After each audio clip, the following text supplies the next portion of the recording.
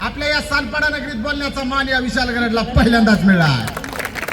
त्याबद्दल सर्वप्रथम मी सानपाडा सामाजिक संस्था आणि शिवाई महिला मंडळाचे मनापासून आभार मानतो की छत्रपती शिवाजी महाराजांचा विचार या समोर बसलेल्या गर्दीमध्ये पेरण्यासाठी आज या तिथीनुसारच्या शिवजयंतीचं औचित्य साधून आपल्या सानपाडा नगरीमध्ये एवढा सुंदर उपक्रम सन्माननीय मिलिंदजी सूर्यराव आणि आदरणीय सौ शुभांगीताई सूर्यराव यांनी हा कार्यक्रम आयोजित केला। त्याबद्दल त्यांचे देखील मी मनापासून अभिनंदन करतो, कौतुक करतो। खरं तर छत्रपती शिवाजी महाराज हा जो विचार आहे हा विचार इतका महान आहे, इतका श्रेष्ठ आहे की हा विचार आजच्या काळामध्ये फक्त डोक्यावर मिरवून चालणार नाही, तर हा विचार आम्हाला आमच्या पुढच्या पिढीपर्यंत त्यांच्या मेंदूमध्ये मुरवणं ही खऱ्या अर्थानं काळाची गरज आहे। आणि हाच उपक्रम हाती घेऊन आदरणीय मिलिंदरावने ही जी प्रबोधनाची चळवळ सुरू केली, गेल्या 15 वर्षामध्ये अतिशय सुंदर प्रबोधनाची चळवळ या ठिकाणी संपन्न होत असताना गेले अनेक नामवंत वक्ते ज्या व्यासपीठावरून बोलले त्याच व्यासपीठावर आज या बार्शी जिल्हा सोलापूरच्या विशाल गरडला विचार व्यक्त करण्याचं सामर्थ्य आज या ठिकाणी प्राप्त होत आहे। त्याबद्दल देखील मी आपल्या सर्वांचं मनपूर्वक आभार व्यक्त करतो। खरं तर छत्रपती शिवाजी महाराज हा विचार हा फक्त सरंजामशाहीत महत्वाचा नव्हता, राजेशाहीत महत्वाचा नव्हता, तर आता आमची ही लोकशाही आहे आणि या लोकशाहीत सुद्धा आम्हाला सरंजामशाहीतला राजेशाहीतला एक राजा श्रेष्ठ वाटावा एवढं मोठं कर्तृत्व माझ्या छत्रपती शिवाजी महाराजांना 17व्या शतकात करून ठेवलं आहे। त्या काळात जी आजची परिस्थिती आहे याच्यापेक्षा फार वेगळी परिस्थिती होती। आज आम्ही लोकशाहीमध्ये निवडणुका घेतो, माणसातून माणसं निवडून येतात, परंतु त्यावेळेस राजेशाही असताना सुद्धा जे लोककल्याणकारी राज्य होतं, जे समतेचं राज्य होतं, जे सगळ्यांना घेऊन उभा करण्याचं राज्य होतं, 18 पकड जाती आणि 12 बलुतेदारांना सोबत घेऊन निर्माण केलेलं राज्य होतं, हे महाराजांनी तयार केलं। त्यामुळे जो कोणी राजकीय क्षेत्रात कार्यरत असेल, सामाजिक क्षेत्रात कार्यरत असेल, शैक्षणिक क्षेत्रात कार्यरत असेल, क्रीडा क्षेत्रात कार्यरत असेल, तुम्ही कुठेही जा, तुमचा सगळ्यात मोठा सर्वोच्च आदर्श हा छत्रपती शिवाजीराजे असतात। याच्या मागे कारण काय? या सगळ्या प्रदेशामध्ये, या सगळ्या क्षेत्रांमध्ये छत्रपती शिवाजीराजांचं फार मोठं कार्य आहे। शिवाजीराजांची जी सुरुवात झाली ती आपल्या पुणे परगण्यातून झाली। खरं तर त्यांचे वडील शहाजीराजे आणि त्यांची मातोश्री मासाहेब जिजाऊ हे सगळं हिंदवी स्वराज्य निर्माण करण्यामागं फक्त महाराज होते का? तर नव्हते। त्यांनी पुन्हा सुरुवात केली, पण त्याच्या आधी कोणीतरी सुरुवात केली होती या हिंदवी स्वराज्याच्या निर्मितीची, ही होती शहाजीराजांनी केलेली, ही होती मासाहेब जिजाऊंनी केलेली। त्यामुळे आपण सुद्धा आपली सगळी पुढची पिढी आहे। आज जर मी तुम्हाला विचारलं तुमची सर्वोच्च संपत्ती कोणती आहे, तुम्ही म्हणसान हिथं आमचं सानपाडात 2-3 फ्लॅट आहेत, तुम्ही म्हणसान सर माझ्या 3 BHK आहेत, हिथं नाही, तिकडं गोरेगावला आहेत। कुणी कुणी म्हणा नाही सर मी आता नवी मुंबईत अजून 4 फ्लॅट घेतले, तर कुणी म्हणा नाही सर मी आत्ताच ऑडी घेतली, कुणी म्हणा मी मर्सिडीज घेतली, कुणी म्हणे 1.5 लाख तोळं सोनं असताना सर माझ्याकडे 1 किलो सोनं आहे। This is your property, but I think this is not your property, your real property is your child. तुमची लेकरं ही तुमची खरी संपत्ती आहे भविष्यातली, आणि ह्या लेकरांना घेऊन आज ज्या माता भगिनी या ठिकाणी उपस्थित राहिल्या त्यांचा लाख लाख धन्यवाद देतो, तुम्हाला लाख लाख धन्यवाद देतो, कारण तुम्ही तुमच्या लेकरामध्ये एक चांगला विचार रुजवण्यासाठी प्रयत्न करताय। नाहीतर हल्ली हे खूप मिसिंग होत आहे। तसं तर पाहायला गेलं मोठमोठ्या कार्यक्रमाचे रिलचर अशा शहरी भागात कमी नाही, लक्षात घ्या, कारण आर्थिक संपन्नता असणारा बहुभाग असतो, इथं पैशाची कमतरता नसते पण विचाराची कमतरता असते। नाहीतर आज याच जयंती उत्सवाच्या निमित्तानं, अनेक जयंती उत्सवाच्या निमित्तानं जे शहरात होतं तेच गावगाड्यापर्यंत चालत आले। आमच्या सगळ्या महापुरुषांच्या मोठमोठ्या मूर्त्या, त्यांच्या मोठ्या मोठ्या प्रतिमा आम्ही फक्त मिरवायला लागलो लाखो रुपये खर्च करून, परंतु ते मिरवून आम्हाला राजेशाही त्यांचे विचार आमच्या डोक्यात, आमच्या लेकरांच्या घुसेना गेलेत। हे घुसवण्यासाठी व्याख्यान गरजेचं आहे, प्रबोधन गरजेचं आहे, आणि जोपर्यंत आमचा राजा विचाराने आमच्या मेंदूत घुसत नाही तोपर्यंत तो खऱ्या अर्थानं पुन्हा जिवंत होऊ शकत नाही। मी म्हणतो प्रत्येक व्याख्यानात, आताचे आमचे महापुरुष शरीराने गेलेत आपल्यातून, पण इथं कुणी आहे का ज्याला वाटतंय ते नाहीत आपल्यात। ज्या वेळेस छत्रपती शिवाजी महाराजांचं नाव येतं, उच्चारलं जातं, ते कानातून डायरेक्ट मेंदूत भेटतं आणि नसामध्ये आम्हाला कळतं अरे महाराजांची गर्जना आहे, जय आपसुक तोंडातून बाहेर येतं। 350 वर्ष होऊन गेले हो। आपल्या घरातलं पाहुणं रावळ्यातलं कुणी माणूस मेलं 13व्या दिवशी का नाही गोड खाऊन रिकाम होते माणसं। एखादं वर्षच फक्त चांगलं पुण्यतिथी बिण्यतिथी करतेच, आणि 10-12 वर्ष झालं का पुन्हा म्हणतात आता कुठं करा, एखादा निवड दाखवून विषय संपला। त्याच्या पुढे जाऊन पुढची पिढी येते, एखादं घर बांधते, जुनी लटकलेले फोटो असतात 4-5 पिढ्याच्या मागच्या माणसाचे, नावं सुद्धा माहित नाही आमच्या लेकराला, आमच्या पंजाची पंजाच्या बापाची. आणि आज याच सगळ्या या हिंदवी स्वराज्यावर 350 वर्ष होऊन गेले एका माणसाचं शरीर जाऊन अजूनही कुणाला वाटत नाही ते आपल्यातून गेलेत. त्यांचं नाव प्रत्येकाच्या ओठावर आहे, तोंडावर आहे, ते जपलं जातं.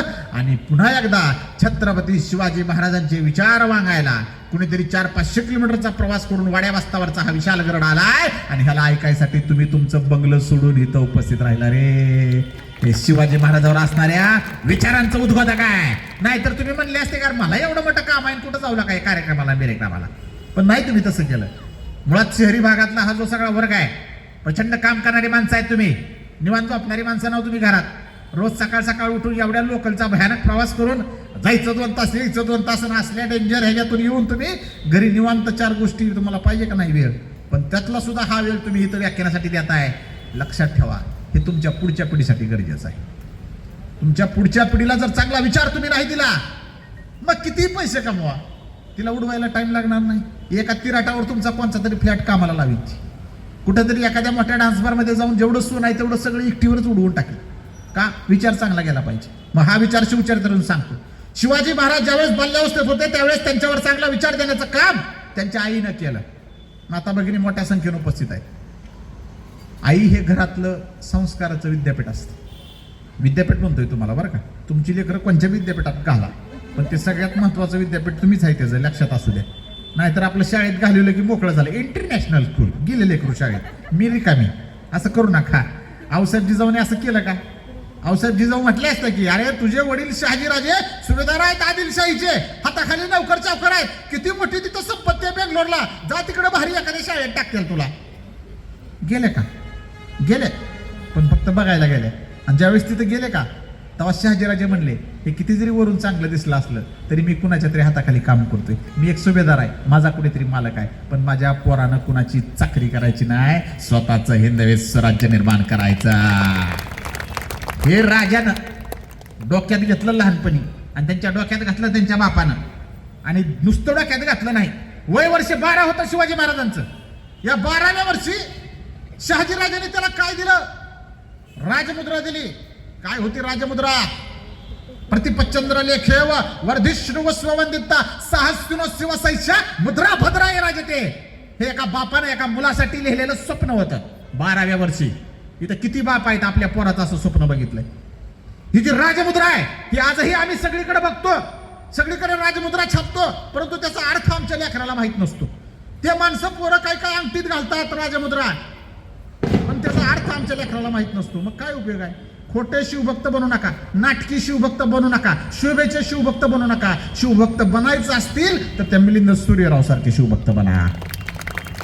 कारण त्यांना कार्यक्रमच करायचे म्हणले तर 1000-500 कार्यक्रम ते रोज आठवड्यात वर्षात ते साजरे करतील.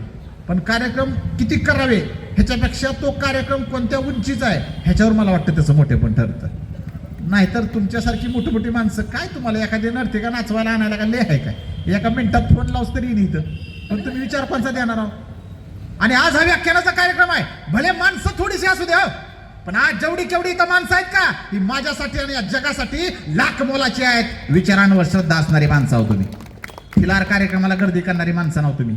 गेल्या 15 वर्षाची समृद्ध परंपरा असणाऱ्या या सानपाडा सामाजिक संस्थेला आणि शिवाई महिला मंडळावर प्रेम करणारी तुम्ही सगळे कार्यकर्ते आहोत, माणसं आहोत आणि आधारस्तंभ आहोत. याचा मला अभिमान वाटतो. आणि काही काही कार्यक्रम असतात, काही काही मोठमोठे नेते मंडळी सुद्धा कार्यक्रम आयोजित करतात. आणि या कार्यक्रमाच्या निमित्तानं ज्यावेळेस मोठमोठे कार्यक्रम आयोजित केले जातात, फक्त गर्दी जमवायसाठी कार्यक्रम आयोजित केले जातात. मग कुणीतरी गर्दी जमवायची म्हणल्यावर तिला आणावं लागते. त्याला कुठं जमतंय आणून?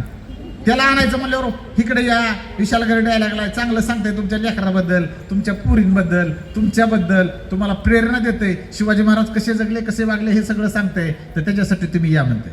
आणि तेव्हा आपण कुठं वेळ काढतो. आणि तिला आणलं म्हणलं की मग पोलीस स्टेशन आपल्या आधीच हजर होते का?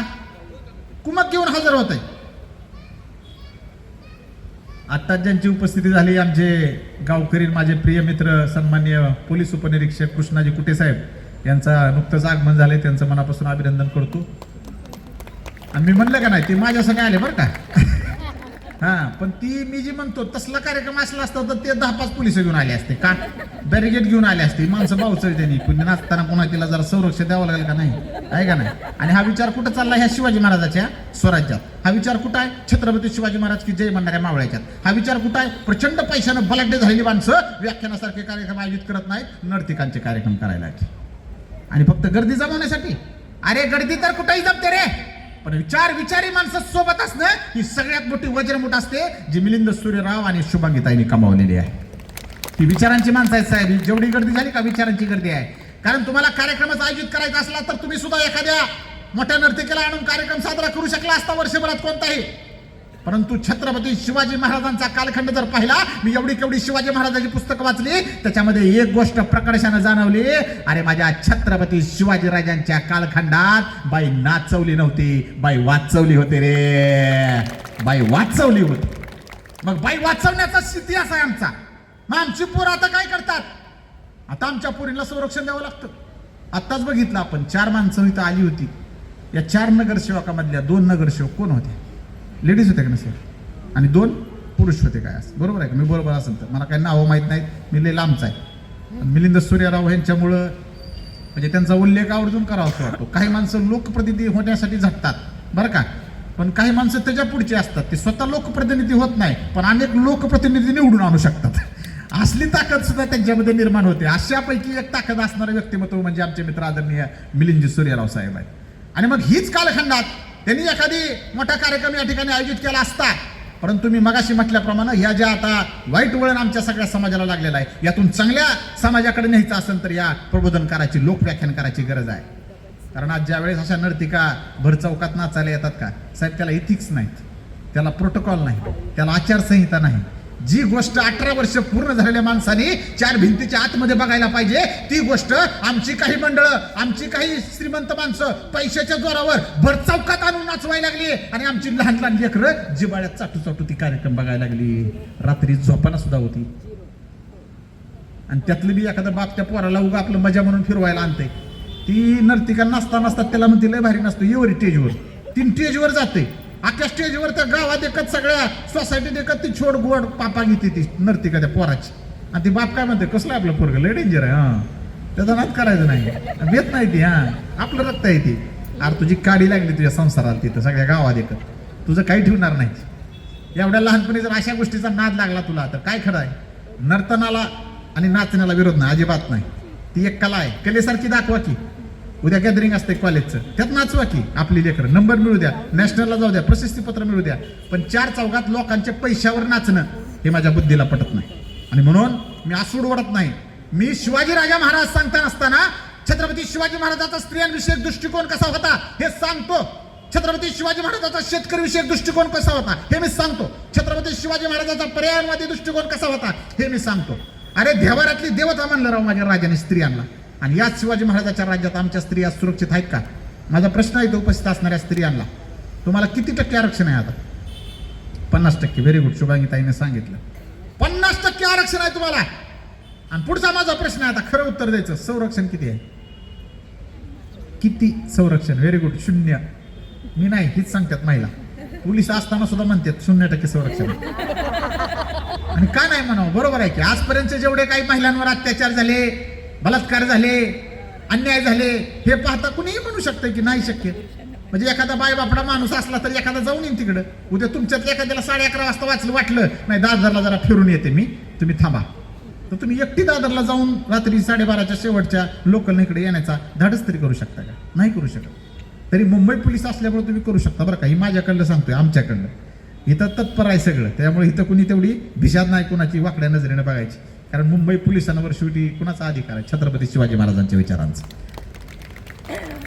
पण एकच म्हणावं असं वाटतं की ज्या स्त्रीला आमच्या राजाने देवाऱ्यातली देवता मानलं, तिचं संरक्षण केलं, त्या छत्रपती शिवाजीराजांच्या काळात महिलांना 0% आरक्षण होतं, पण 100% संरक्षण होतं. 100% संरक्षण. आणि हे कशामुळे झालं? राजाच्या पाटलाची गोष्ट तुम्हाला माहिती आहे, मी त्याच्या पुढची सांगतो. राजाचा पाटील हा पुण्याचा वतनदार पाटील होता. त्यावेळीची वतनदारी म्हणजे कशी, अरे 10-10 गावं असायची, त्या गावाचा सगळा प्रतिष्ठ त्या वतनदाराच्या नावावर असायचा. आणि तुमच्या आमच्यासारखी कुणब्याची लोक फक्त राबायची, रानामध्ये कष्ट करायची, त्यांच्या हाती काही नव्हतं. जर काही गुन्हा घडला, जर काही झालं तर त्याची सगळी जी न्याय व्यवस्था आहे तीच त्याच्याकडे असायची. आता मला सांगा की तुम्ही, ज्याला न्याय मागायचा त्यानेच हात टाकला, तर न्याय मागायचा कुणाला? आणि त्यावेळेस राज्य कुणाचं होतं? मोगलांचं राज्य होतं, आपल्यावर आदिलशहांचं राज्य होतं. या आदिलशाहीच्या कालखंडामध्ये छत्रपती शिवाजीराजे बालशिवबा 12 ते 16 वर्षाचं वय माझ्या राजाचं. म्हणजे तुमचं लेकरू 8वी 9वी 10वीचं पोरग 8वी 9वीला कुणाची लेकर असते तेवढं वय होतं शिवाजीराजाचं. आणि त्या कालखंडात एक प्रकार घडला, राजाच्या पाटलानं एका गोरगरीब स्त्रीच्या मुलीवर अत्याचार केला, तिच्यावर बलात्कार केला. तिला दुःख सहन नाही झालं, तिनं जीव दिला विहिरीत उडी टाकून, पण कुणालाच सांगितलं नाही. सगळं गाव हळहळ पण मुकच राहिलं. का सांगायचं कुणाला? पण ही गोष्ट औषध जिजाऊला कळली बरं का. त्या लाल महालात बसल्या होत्या, त्याने हळूच शिवबाला बोलवून घेतलं. वय किती शिवाजी महाराजांचं? 8 ते 9 वर्ष, म्हणजे 8वी 9वी 10वीचं पोरग. त्याला काय म्हणले, राज आई वडिलांचं स्वप्न आहे तुम्ही हिंदवी स्वराज्य निर्माण करावं ह्या मातीमध्ये, पण माझी एक गोष्ट नीट कानात शिशाचा रस ओतून टाकल्यासारखी ऐका आणि हृदयात साठवून ठेवा. जोपर्यंत तुमच्या स्वराज्यामध्ये स्त्री सुरक्षित राहत नाही तोपर्यंत तुमचं स्वराज्य सुशासित होत नाही. हे आईनं सांगितलं का पोराला, त्यांनी डोक्यात ठेवलं. ते म्हणले जो गुन्हा घडलाय त्या राजाचा पाटील असेल तो वतीनदार, त्याला पटकीन मुसके आवळून इथं दरबारात पेश करायचा. हे फरमान कुणी सोडलंय? शिवाजीराजांनी सोडलंय. ह्याचा अर्थ आत्ताच्या काळात तुम्हाला जर सांगायचं म्हटलं तर मी तुम्हाला असं सांगू शकतो की कोणत्या तरी स्त्रीवर एखाद्या उच्च पदस्थ अधिकाऱ्यानं काहीतरी अन्याय केला आणि तुम्हाला दादच मिळाला, त्याच अधिकाऱ्याच्या हातात सगळे प्रशासन आहे. मग तुम्ही मुख्यमंत्र्यांकडे गेला, पंतप्रधानांकडे गेला आणि त्यांना सांगितलं असं असं झालंय, आणि त्यांनी सांगितलं तुमच्या 2-4 कॉन्स्टेबलला, ते असेल मोठा कुणीतरी अधिकारी, त्याला नीटच मुसक्या बांधायच्या, हातकडी घालायची, फरफटत आणायचा माझ्यासमोर. कसं वाटन तुम्हाला? बरं वाटन की? का? कारण त्याच्या अधिकार पदामुळं तुम्हाला काय टेन्शन नाही राहिलं. तो किती मोठा असेल पण त्यानं गुन्हा केलाय. असंच झालं त्या राजाच्या पाटलाला. या इतिहासामध्ये कुणी हात लावला नव्हता. कितीतरी पोरी वाटवल्या, कितीतरी लोकांना छळलं, अन्याय केला, परंतु त्या राजाच्या पाटलाला मुसक्या आवळून दरबारात पेश करण्यात आलं. तामील झाली शिक्षेची. शिक्षा काय ठोठावली? अरे ज्या हातानं गोरगरीब स्त्रीवर यानं हात टाकला, या राजाच्या पाटलाचे हात कलम करून टाका आणि पाय तोडून टाका. कुठून? हो का, हिथून. हिथून 2 हात काढले त्याचे, हिथून 2 पाय काढले त्याचे. चौरंग्या झाला. याला म्हणायचं इतिहासातला चौरंग्या, जे छत्रपती शिवाजी महाराज करत होते जर आमच्या महिलेवर कोणी अत्याचार केला तर. ह्याच्या पुढची गोष्ट सांगतो तुम्हाला. नुसता चौरंग्या करून त्याला मारून टाकला का? अजिबात नाही. शिवून टाकलं त्याचं शरीर आणि काळकोठडीत टाकला त्याला. आणि दर आठवड्याला, आठवडी बाजाराच्या दिवशी त्याला उचलायचा मावळ्यानी आणि कुठं आणायचा? पारावर ठेवायचा. असा पार कळतो का तुम्हाला? म्हणजे चौक तुमचा असं तिथं पारा असायचा गावात, त्या पारावर ठेवायचा. मग माणसं जाता येता बघायची का नाही त्याच्याकडे? कुणाची बिशात होईन का पुन्हा? विचार करा, आमच्यातल्या एखाद्या माणसाला जर असं धरलं की बाबा ह्याचे हात पण तोडल्यात आणि पाय पण तोडल्यात आणि डोळे पण काढलेत आणि असलं शरीर जगून काय करायचं? म्हणजे मरणं सोपं आहे, पण असल्या यातनेत जगणं त्याच्यापेक्षा मोठं मरण आहे. असं मरण माझ्या छत्रपती शिवाजी महाराजांनी नराधमाला दिलं होतं. म्हणून आजही जर आमच्या बायकांवर अत्याचार होतो, आम्हाला छत्रपती शिवाजी महाराजाचा इतिहासच आठवतो. हे कारण ते आहे. म्हणून लोकशाहीमध्ये एवढे सगळे कायदे झाले, पण आजही कोपर्डी सारख्या प्रकरणामध्ये आमच्या त्या ताईवर बलात्कार करणारा एक अजूनही रोज सकाळचं संध्याकाळचं जेवते. हे दुर्दैव आहे. एक मेला आणि अजूनही कुणी आमच्या एखाद्या स्त्रीवर कुणी जर केला अत्याचार तर बघा त्याच्यावर चार्जशीट दाखल, न्यायालय, त्याचा वकील, 10-15 वर्ष तर विषयच नाही. म्हणजे ती युवा अवस्थेत असताना तिच्यावर जर बलात्कार झाला का, ती म्हातारं हुस्तर का नाही, ती हेलपट घालती कोर्टाची. तिला कोणीतरी विचारते काय झालं ते? नाही, मी जवानीत असताना माझ्यावर बलात्कार झाला होता आणि ते आमचा आरोपी अजून बी बाहेरच आहे, तर त्याच्या शिक्षेसाठी मी इथं फिरते. मला इथं कुणाला दोष द्यायचा नाही. व्यवस्था तशी आहे. आणि मग हीच व्यवस्था छत्रपती शिवाजी महाराजांना आमचे आदर्श मानते. हीच व्यवस्था छत्रपती शिवाजी महाराज की जय म्हणते. मग त्या व्यवस्थेनं शिवाजी महाराजांसारखं असं संरक्षण आमच्या महिलांना द्यायला पाहिजे की नाही द्यायला पाहिजे? द्यायला पाहिजे, तर आमचं सुशासन होईल. आणि हे महाराजांचे विचार, मूर्ती, स्मारक, कोटी रुपये खर्च, अब्ज रुपये खर्च, त्यानं काय होणार आहे? ते आमच्या अस्मितेचा प्रश्न आहे. तेही गरजेचं आहे, नाही असं म्हणत नाही. पण ज्यावेळेस व्याख्यानाच्या माध्यमातून, पुस्तकाच्या माध्यमातून आमचा राजा आमच्या लेकराच्या डोक्यात घुसतो का, तेव्हा पुन्हा एक छत्रपती शिवाजी राजा, पुन्हा एक छत्रपती संभाजी राजा निर्माण होण्याची शक्यता येते. पण आता राजा जन्माला येण्यासाठी आधी जिजाऊ जन्माला आले पाहिजे का नाही? मुद्दा तिथं आहे. आजचं जर तुम्ही युवक बघितले सगळे, पोरांची संख्या बघितली तर 1000 पोरं जन्माला घालायला लागली आणि त्यांच्या मागे फक्त 800च पुरी जन्माला यायला लागले. स्त्री भ्रूण हत्येचं प्रमाण प्रचंड टोकाला गेलं होतं. आता 2-3 वर्षात जरा चांगलं झालंय. त्याबद्दल सुद्धा अभिनंदनच करायला पाहिजे सगळ्या समाजाचं. आता पुढारला आपला समाज. आता कुणालाही मुलगी झाली वगैरे तर सो काही एवढा विषय होत नाही. पण एक काल होता 10-15 वर्षापूर्वी, जर पोटी पुरगी असेल चेक करून आला लगेच म्हणायचं अरे पुरगी आहे काय, मारून टाका. पोटातल्या पोटात पुरी मारल्यावर मी तुम्हाला सरकारी आकडा सांगतो, गेल्या 50 वर्षातला 1,30,00,000 पुरी गर्भातल्या गर्भात मारल्या गेल्यात. मग आता आपली पोरं येते ती म्हणतात राजे पुन्हा जन्माला या. काय म्हणतात? राजे पुन्हा जन्माला या. कुठून? आबाळातून का समुद्र मंथन होणार इथं? अरबी समुद्रातून असतं ती निघणार बाहेर, जसं अमृत बिमृत निघालं होतं. हा नाही की अरे छत्रपती शिवाजी महाराज हे काय आबाळातून आलेले किंवा समुद्र मंथनातून तयार झाले किंवा कोणीतरी तथास्तु म्हणलं त्यातून बाहेर आलेले असले चमत्कारिक राजे नव्हते. माझा राजा हाडामासाचा आईच्या पोटातून बाहेर आलेला राजा आहे. त्यामुळे त्याला जन्माला यायचं असेल तर आधी जिजाऊ जन्माला आल्या पाहिजे. ज्या महाराष्ट्रात जिजाऊलाच पोटातल्या पोटात मारलं जायचंय तिथं राजाची अपेक्षा तुम्ही कसं करणार हो? म्हणून स्त्री जन्माचं स्वागत करा. आज स्त्रिया कुठं आहेत? इकडे जेवढी बसल्यात तेवढ्याच ताकदीनं तुम्ही सुद्धा इथं बसला. नुसतं हाऊसवाईफ म्हणून नाही बरं का.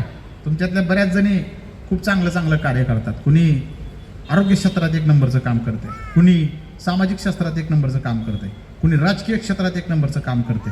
उदाहरणादाखल सांगायचं झालं तर आज एवढा सगळा सुंदर जो सोहळा आज या ठिकाणी संपन्न होत आहे याच्या मागे सुद्धा एक सक्षम स्त्री आहे. तिचं नाव शुभांगी सूर्यराव. त्यांना वाटलं असेल की नवरा एवढा पळते, कुठं घरी निवांत बसावं, सगळं बरं चाललंय आपलं, कुठे एवढं ताण घ्या. आणि वाटतंय की बायकांना बघा गावाकडे आमच्याकडे तर म्हणतात तुम्ही पळताव लय आहे, मला कुठं टाकताव याच्यात. पण त्यांनी तसा विचार केला नाही. कारण त्या शिवाई महिला मंडळाच्या माध्यमातून मी ज्या पद्धतीनं काम पाहतोय, आजच नाही गेल्या 10-15 वर्षात त्यांनी ज्या पद्धतीचं काम चालू आहे, कॅन्सर सारख्या रुग्णाचं निदान करणं हे खऱ्या अर्थानं म्हणजे कॅन्सर जर पहिल्या स्टेपमध्ये दुसऱ्या स्टेपमध्ये आम्हाला कळला तर साध्या गोळ्यावर नीट होतोय हो, गोळ्यावर. पण आमचा कॅन्सर आम्हाला कळतो कधी? 3ऱ्या स्टेपला. डॉक्टर म्हणते 4 महिने आहेत तुमच्या हाताखाली, काय खाऊ घालायचं ते घाला, त्याला 30वर न्यायचंच आहे तुम्हाला, पुन्हा काय उपयोग आहे का? पण आज लाख मोलाचं काम साहेब आमच्या सुद्धा बार्शीला Nargis Dutt memorial cancer hospital आहे. तुमच्या माहितीसाठी सांगतो, हे तर टाटाचं हॉस्पिटल आहे ना कॅन्सरचं. अख्ख्या भारतात मला वाटतं कृष्णा बरोबर आहे का, आपल्या महाराष्ट्रात 2च असले कॅन्सरचे हॉस्पिटल आहेत जे खूप कमी पैशात सामाजिक धर्मादाय सुद्धा याचं काम करतात. एक टाटा मेमोरियल आणि ह्यांचंच नर्गिस दत्तचं नाव दिलं कारण नर्गिस दत्त त्यावेळेस वारले आणि त्यांची इच्छा होती की मी त्याला खर्च करणार असंच आम्हाला पाहिजे. तर बार्शीमध्ये आमच्या डॉक्टर नेने साहेबांनी ते तिथं हॉस्पिटल उभा केलं. माझ्या बार्शीत आहे, मी जिथून येतो. आणि मला अभिमान ह्या गोष्टीचा वाटतो की या महाराष्ट्रात अशा टाटा मेमोरियल हॉस्पिटलचे आरोग्य शिबिर निर्माण करणं आणि भरवणं ही सोपी गोष्ट नाही. जे काम शिवाई महिला मंडळाच्या वतीनं शुभांगीताईंनी करून दाखवलं त्याबद्दल खरंच तुमचं अभिनंदन करायचंय मला जाहीरपणे. कारण तुमचं आरोग्य नीट राहिलं तर बाकीच्या गोष्टी आहेत. म्हणून स्त्रिया काही कमी नाही, त्याच्यामुळे सिद्ध होतं. एका स्त्रीने ठरवलं आणि हजारो लोकांचं आरोग्य चांगलं करून टाकलं. एक स्त्रीच असते जी आपली काळजी घेते. मग अशी म्हटले की कोणीतरी आपले APS आहेत ना, त्यांना पुरस्कार मिळाला, कोणता तरी राष्ट्रपती पुरस्कार पदक मिळालं. आणि मिलिंदराव म्हणले की त्यांच्या पत्नी आहेत त्यांनी पण पुढे यावं. का? एका यशस्वी पुरुषाच्या मागं यशस्वी स्त्री असते. मी बदलतो, माघारायचा काय गेला आता, बरोबर आहे का मिलिंदराव? आता असं म्हणता येईल, समजा मिलिंदराव सूर्यराव जर यशस्वी पुरुष असतील तर त्यांच्या मागं नाही शुभांगीताई, असं खांद्याला खांद्या लावून आहेत. कळते का नाही? खांद्याला खांदा लावून चालणारी स्त्री आहे आजच्या काळातली. ही 21व्या शतकातली आमची आधुनिक जिजाऊ आहे. परंतु याच आधुनिक जिजाऊनं आता चांगला संस्कार आपल्या लेकरावर देण्यासाठी सुद्धा प्रयत्नशील राहायचे. कारण लेकरांना जर चांगला संस्कार तुम्ही लहानपणी दिला नाही, ती पोरगा बाहेर जाते, सगळ्या गावाचा संस्कार पडून येते आणि आपल्या घरात पुन्हा ती संस्कार दाखवते. पुन्हा काय उपयोग आहे दुसऱ्याला दोष देऊ? आणि आमच्याकडे वेळच नाही राहिलेला. पैसे कमवायच्या इतकं मागे लागलो आम्ही. प्रचंड संपत्ती झाली आमची आधी, परंतु आमच्या लेकराबद्दल एक संस्कार त्याला चांगला मिळाला पाहिजे, संस्कारी विचार त्याच्या डोक्यात गेले पाहिजे, म्हणून आपण किती प्रयत्न केले. म्हणून आज अशा व्याख्यानमालेच्या निमित्तानं आपण आपल्या लेकराला सुद्धा जर घेऊन आला असता, भले तो शालेय असू द्या, माध्यमिक शाळेत असू द्या, सिनियर कॉलेजला असू द्या, पण हा विचार त्याच्या डोक्यात जाणं जास्त महत्वाचं आहे. आज गावागावात शिवजयंतीचं स्वरूप बदलत चाललंय साहेब. प्रकर्षानं खंत वाटते म्हणायची की शिवाजीराजे समजून घेताना आम्ही फक्त त्यांना त्यांच्या गाण्यावर नाचायला लागलो, आम्ही फक्त त्यांच्या मूर्त्या नाचवायला लागलो, मिरवायला लागलो. पण शिवाजी महाराजांचा विचार जे डोक्यात मुरवतात का, तशा आयोजकांची खऱ्या अर्थानं काळाची गरज आहे. जे आयोजन आज आपल्या सानपाडा सामाजिक संस्थेच्या माध्यमातून ह्या वर्षी नाही, कित्येक वर्षापासून साहेब अखंडपणे तुम्ही करताय. खरंच लाख लाख धन्यवाद तुम्हाला ह्या कामासाठी. कारण तुम्ही राजा विचाराने जीवन ठेवताय. बाकी मूर्त्यातून तर कुणी बी गल्ली बोळात ठेवायला लागले जिवंत. प्रत्येकाच्या गाडीत सुद्धा आहे त्या मूर्त्या. आता इतकंच काय, सगळ्याच्या छतालावर सुद्धा बिल्ला येतो. एकदा एका कार्यक्रमासाठी गेलो होतो, असे जसे नगरसेवक साहेबांचे सत्कार झाले का, आमचे तर रोजच सत्कार. आणि रोज कुणीतरी आमदार, खासदार, मंत्री आमच्या सोबत असते. हे मोठेपणा नाही, कारण शिवाजी राजाचा विचार हा तथाकथित सगळ्या लोकप्रतिनिधीपेक्षा फार उच्च दर्जाचा आहे. त्यामुळे ते सगळे लोकप्रतिनिधी सुद्धा सॅल्यूट ठोकतात त्या विचाराने. आणि ती विचाराचा भुई मी विशाल गरड असं खांद्यावर घेऊन आम्ही ती पालखी घेऊन चाललो. माझं कर्तृत्व शून्य आहे यात. माझं कर्तृत्व माझ्या आवाजाचं, माझ्या लकबीचं, माझ्या सादरीकरणाचं. पण ह्यातला विचार कुणाचा आहे? हा शिवाजीराजांचा विचार आहे. त्यामुळे तुम्ही इथं आले विशाल गरडला ऐकायला नाही, तुम्ही शिवाजीराजाचे विचार ऐकायला आला, लक्षात असू द्या. आणि याच छत्रपती शिवाजीराजांचा विचार तळागाळातल्या लोकांमध्ये मुरवणं ही इथून पुढच्या काळातली सर्वश्रेष्ठ गरज आहे. अन्यथा काय होईल? आज काय परिस्थिती आहे गाव पातळीवर मी बघतो. पोलीस यंत्रणेवर सगळ्यात जास्त ताण जर आता कशाचा पडत असेल ना, असा प्रश्न आपण पोलीस अधिकाऱ्यांना विचारायचा. ते म्हणतात जयंत्या, गणेशोत्सव, तुमचे धार्मिक सण कार्यक्रम करणं गरजेचं आहे बरं का, नो डाऊट. पण आपण ज्या पद्धतीनं साजरे करायला लागलो त्या पद्धतीमुळं त्यांच्यावर ताण पडायला लागला. कोणची पद्धत आहे? शिवाजी राजांची मिरवणूक ज्यावेळेस निघते, त्यांच्या स्मारकाचं, त्यांच्या मूर्तीचं स्थान कुठं असते मिरवणुकीत सांगा? सगळ्यात खाटूरला, सगळ्यात शेवटी शिवाजी महाराज. पुढं नाही का? आम्हाला काय काय करायचंय पुढं? तुम्ही महागच बरं आहे. सगळ्यात शेवटी शिवाजी महाराजांच्या मूर्तीला ठेवतात. ती मूर्ती पकडायसाठी 2 माणसं असतात साहेब, 200-200 रुपये देऊन ठेवलेली. का? कुणीतरी पाहिजे की तिथं सगळीच पुढं असते. ती बघा तुम्ही व्हिडिओ शूटिंग करा असल्या कार्यक्रमाची मोठमोठ्या, त्याच्या पुढे असते मोठं जनरेटर. राहतं कसं वाजतं जनरेटर? सगळ्यात शेवटी असते शिवाजीराजांची मूर्ती, त्याच्या पुढे असतं जनरेटर. जनरेटरच्या पुढे असते मोठी डॉल्बी, एकावर एक मजल्याची, 180 पेक्षा जास्त डेसिबल आवाजाची, आणि त्याच्यावर गाणं असते. बाई समज पुढचं सांगायची गरज नाही, उच्चारू शकत नाही. हा, आणि ह्या गाण्यावर कोण नसतंय? शिवाजी महाराज की जय म्हणणारी. ह्या गाण्यावर कोण नसतंय? शिवाजी महाराजचा बिल्ला छातीवर लावणारी. ह्या गाण्यावर कोण नसतंय? हातात भगवा झेंडा घेणारी. सगळेच नाहीत असे बरं का, जे नसतात त्यांच्यासाठी सांगतो. आणि हे माईक कटू आहे, हे कटू सत्य मांडायला अजिबात घाबरायचं नाही. हा शिवाजीराजांचा विचार आहे. मग मला सांगा की ज्या राजानं स्त्रीसाठी सगळं आयुष्य खर्ची घातलं, परस्त्रीला माता समान मानलं, शत्रूच्या स्त्रीला सुद्धा मान सन्मान दिला, असा आमचा शिवाजी राजा. आणि त्याच राजाची पोरं आज डान्स करतात. आवाज वाढव डीजे तुला आईची शपथ आहे. हे आवाज वाढव डीजे तुला आईची शपथ आहे. आवाज वाढव डीजे तुला आहे का नाही गाणं ती रे? आहे का नाही? त्या गाण्यावर नाचते ती. नाचण्याला बी बाबा ही नाही रे. कोणत्या गाण्यावर नाचावं त्याचं आयोजन काय? हे जे अक्कल थोडी तरी आचारसंहिता. अरे महाग शिवाजी महाराजांची मूर्ती आहे रे, आणि तू म्हणतोय आवाज वाढव डीजे तुला आईची शपथ आहे. मग त्या राजाचा जरा इतिहास वाच.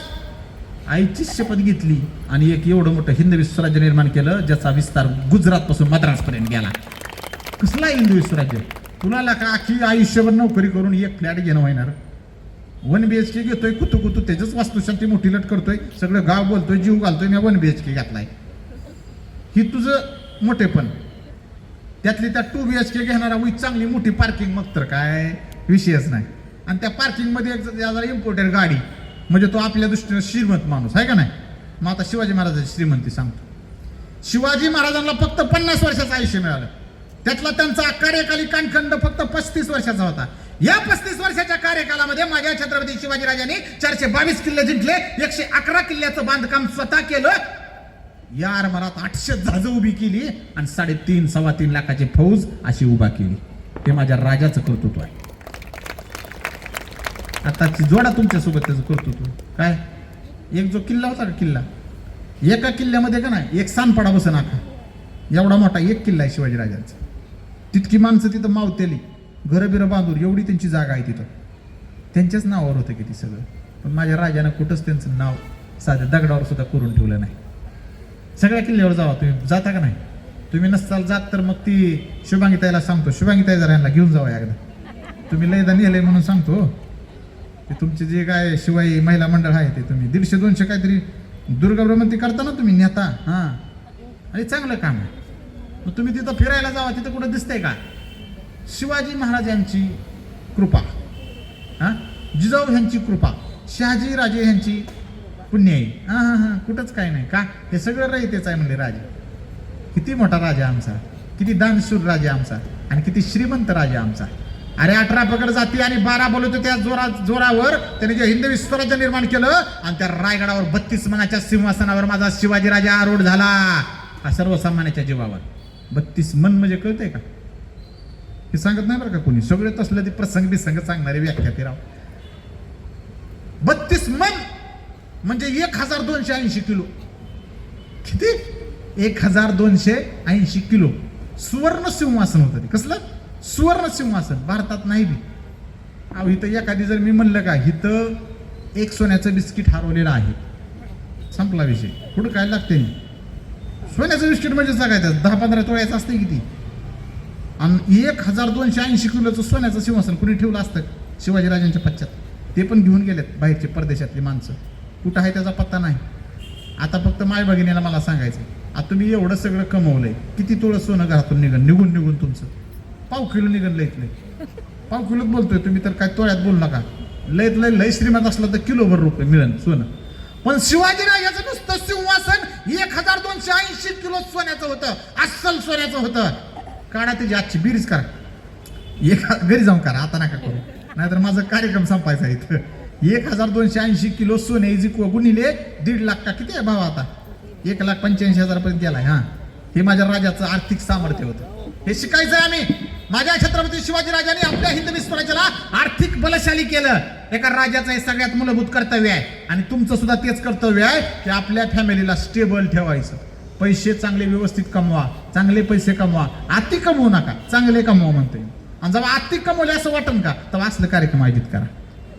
हा, नाही तुझंच गाबाळ भरू त्याला काढी लागायला लागली. उद्या मोदी साहेब जर म्हणले की आता ते 500च्या नोटा बी बंद, मग काय ती जाळून टाकायच्या पुन्हा नोटा सगळ्या. ते हाय त्याच्यावर कामाला आणखी जरा सर्वसामान्याच्या हाय त्याच्यावर वापरू दे की जरा. गरीबाची माणसं होती की मोठी, त्यांना चांगला विचार करू दे की. आणि तू नावानं जिवंत राहा केला का? तुम्ही संपत्तीनं जिवंत राहणार आहे का? अजिबात नाही. तुम्ही नावानं जिवंत राहणार आहात. तुम्ही इथं जेवढे बसलेले आहेत का, तुमच्यातली सगळ्यात कमी इकॉनॉमी माझी आहे सध्याची. इथं महिना पगार माझा सगळ्यात कमी असेल इथं. पण आज नावानं जर विचार केला तर गेल्या 20 दिवस झालं हा सगळा महाराष्ट्र पादाक्रांत करतोय. परवा दिवशीच तुमच्या DAE मध्ये अणुऊर्जा प्रकल्पाचा सगळ्यात मुख्यालय आहे, तिथं माझं व्याख्यान झालंय. लगेच काल एका रात्रीत मी तिकडं भूम तालुक्यात गेलो, गोलेगावला व्याख्यान झाले.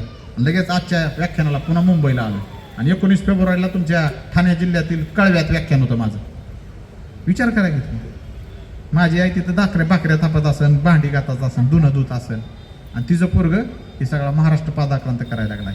1 तास बोलून जातो, पण मेंदू तसा घुसतो का मरेपर्यंत कोणी विसरत नाही. हा विचार डोक्यात घातला फक्त शिवाजी महाराजांच्या विचारांमुळे, वाचनामुळं.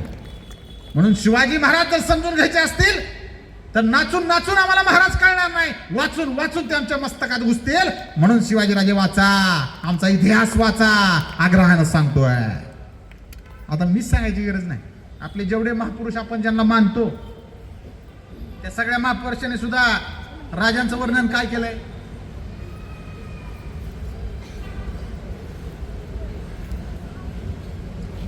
मी वंदन करतो भारतरत्न डॉक्टर बाबासाहेब आंबेडकरांना, ज्यांनी छत्रपती शिवाजी महाराजांचं लोककल्याणकारी राज्य डोळ्यासमोर ठेवून राज्यघटना लिहिली होती. मी वंदन करतो साहित्यरत्न अण्णाभाऊ साठेंना, ज्यांनी छत्रपती शिवाजी महाराजांचा पोवाडा सगळ्यात पहिल्यांदा रशियामध्ये गायला होता. मी वंदन करतो अहिल्यादेवी होळकर यांना, ज्यांनी छत्रपती शिवाजी महाराजांचा विचार जोपासून माहेश्वरी सारखं मोठं साम्राज्य निर्माण केलं. आणि मी वंदन करतो महात्मा ज्योतिबा फुलेंना, ज्यांनी शिवाजी महाराजांची समाधी सगळ्यात पहिल्यांदा रायगडावर शोधून काढली. आता हे सगळे महापुरुष आपल्याला कनेक्टेड आहेत, प्रचंड कनेक्टेड आहेत. सगळ्या जाती धर्माची माणसं इथं असतील. आपण मानतो त्या सगळ्याच महापुरुषाला आपल्या शीर्षस्थानी आहेत. या सगळ्या महापुरुषांचे आदर्श कोण होते सांगा? कोण? शिवाजी महाराज. आणि आजची परिस्थिती महाराष्ट्राची काय आहे? मराठा दलित दंगली, मराठा इतर जाती दंगली, हिंदू मध्ये दंगली, हिंदू मुसलमान दंगली. आणि महाराज काय सांगतात? सर्वास पोटास लावणे आहे. हा शिवाजीराजाचा विचार. म्हणजे कळते का तुम्हाला? दंगली घडवून आणणारे त्यातून काहीतरी इप्सित साध्य करत असतात आणि आमची डुकी घाण पडतात. आम्ही बाव चळतो आणि आमची लेकरं गरम डोक्याची, गरम दिमागाची. तुमचं पोरगं विचार करा की एमपीएससी करतंय, यूपीएससी करतंय, स्पर्धा परीक्षा करतंय आणि त्याच्या डोक्यात जरी असला भुगा कोणीतरी सोडला भडकवण्यासारखी बातम्या करून, काय होईल सांगा? एक उदाहरण सांगतो छान, तुम्हाला पटल. आणि माझी सगळी उदाहरणं खरी माझ्या अनुभवाची असतात बरं का. एका कार्यक्रमाला गेलतो, मला जायला उशीर झाला. इथं तर मी 1 तास आधी येऊन बसलो, पण काही कार्यक्रम असे असतात की जिथं जायला उशीर होतो, रस्ता खराब असतो, ट्रॅफिक असतं, अनेक गोष्टी. मला जायला उशीर झाला, पण मी जायच्या आधी सगळी माणसं येऊन बसली होती आणि मग एवढी सगळी गर्दी बसली. आणि आपले अहिरराव सर जे आहेत, ज्यांनी खूप उत्कृष्ट सूत्रसंचालन या ठिकाणी केलं, अहिरराव सारखे एक सूत्रसंचालक होते, मला फोन लावत होते. अहो सर, लय माणसं बसले, ती सगळे माणसं आले, ती निघून जाते नाही, तुम्ही या की लवकर. मी म्हणलं मला अजून 20 मिनिटं तर काय जमत नाही बाबा यायला. आता मग ती घाबरली की 20 मिनिटं लेट म्हणल्यावरती माणसं थांबवायची कशी. मी त्यांना एक युक्ती सुचवली, म्हणलं तुमच्यात कोणी एक वक्ते आहेत का बोलणारे असले 4-5 असेच जरा आहेत की. म्हणलं सर मग त्यांना बोलायला लाव का. म्हणलं व्हेरी गुड, बोलू द्या म्हणलं त्यांना. म्हणजे तेवढ्यात मी येतो, माणसं पण बसतात जरा खेळून बसतात. चांगली आयडिया सांगितली सर. मग त्याच गावातलं कोणीतरी एक व्याख्याता होता, त्यानं बोलायला लागला. मग मी 20 मिनिटानं माझी गाडी अशी आली, मी काय डिस्टर्ब केलं नाही, असंच पलीकडून आलो आणि पाठीमागे जाऊन बसलो गुपचूप. तेवढ्यात लगेच एक सूत्रसंचालक आले, म्हणजे थांबू का त्यांना. म्हणलं थांबू नको, थांब का, आम्हाला ऐकू दे किती काय बोलते. कारण आम्हाला सुद्धा आम्ही बोलतो, आम्ही IQ जास्त असतो ना, कळू द्या लोक काय विचार करतात, कशी प्रदर्शित होतात हे आम्हालाही कळलं पाहिजे की. मला ऐकायचं, म्हणलं ऐकू, बोलू दे. तेव्हा ती बोलायला लागला, ऐकू दे रे जरा. तेव्हा तो युवक बोलत होता, संसद रक्त शिवाचे भक्त कपाळी भगवाट्या, संसद रक्त शिवाचे भक्त कपाळी भगवाट्या. आला आलं वादळ, कोणा आडविला या वादळा. अरे आम्ही मराठ्यांच्या अवलादी, आम्ही छत्रपतींच्या अवलादी. तलवार जर उपसली म्यानातून, जर पुन्हा त्या तलवारीला रक्ताचा बडबड भरल्याशिवाय ती तलवार म्यानामध्ये सर करणार नाही. केली तर ती खरी छत्रपतीची अवलाद नाही, केली तर ती खरी मराठ्यांची अवलाद नाही. याच्यापेक्षा जास्त टाळ्या वाजल्या होत्या, लय म्हणजे लय टाळ्या वाजल्या होत्या. 3 मिनिट टाळ्या वाजवत होत्या, घड्याळा बघत होतो मी. माणसं थांबायलाच तयार नव्हती. का? असलं वरच्या पट्टीतलं भाषण या म्हणा आवडते आपल्याला, असं पवाड्या टाईप वगैरे आहे का नाही.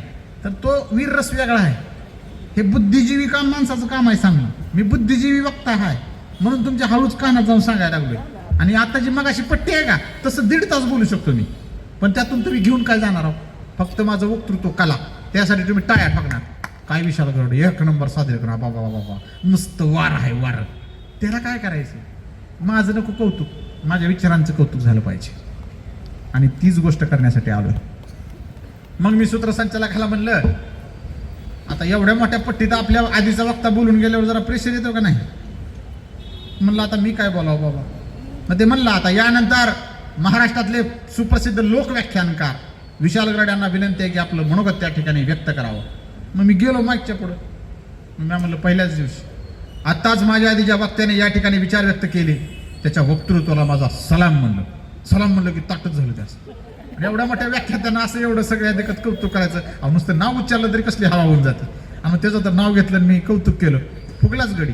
पण लगेच माझं दुसरं वाक्य होतं, परंतु समोर बसलेल्या गर्दीच्या साक्षीनं तू मांडलेल्या विचारांचा मी जाहीर निषेध करतो म्हणलं. हवाच निघून गेली त्याची.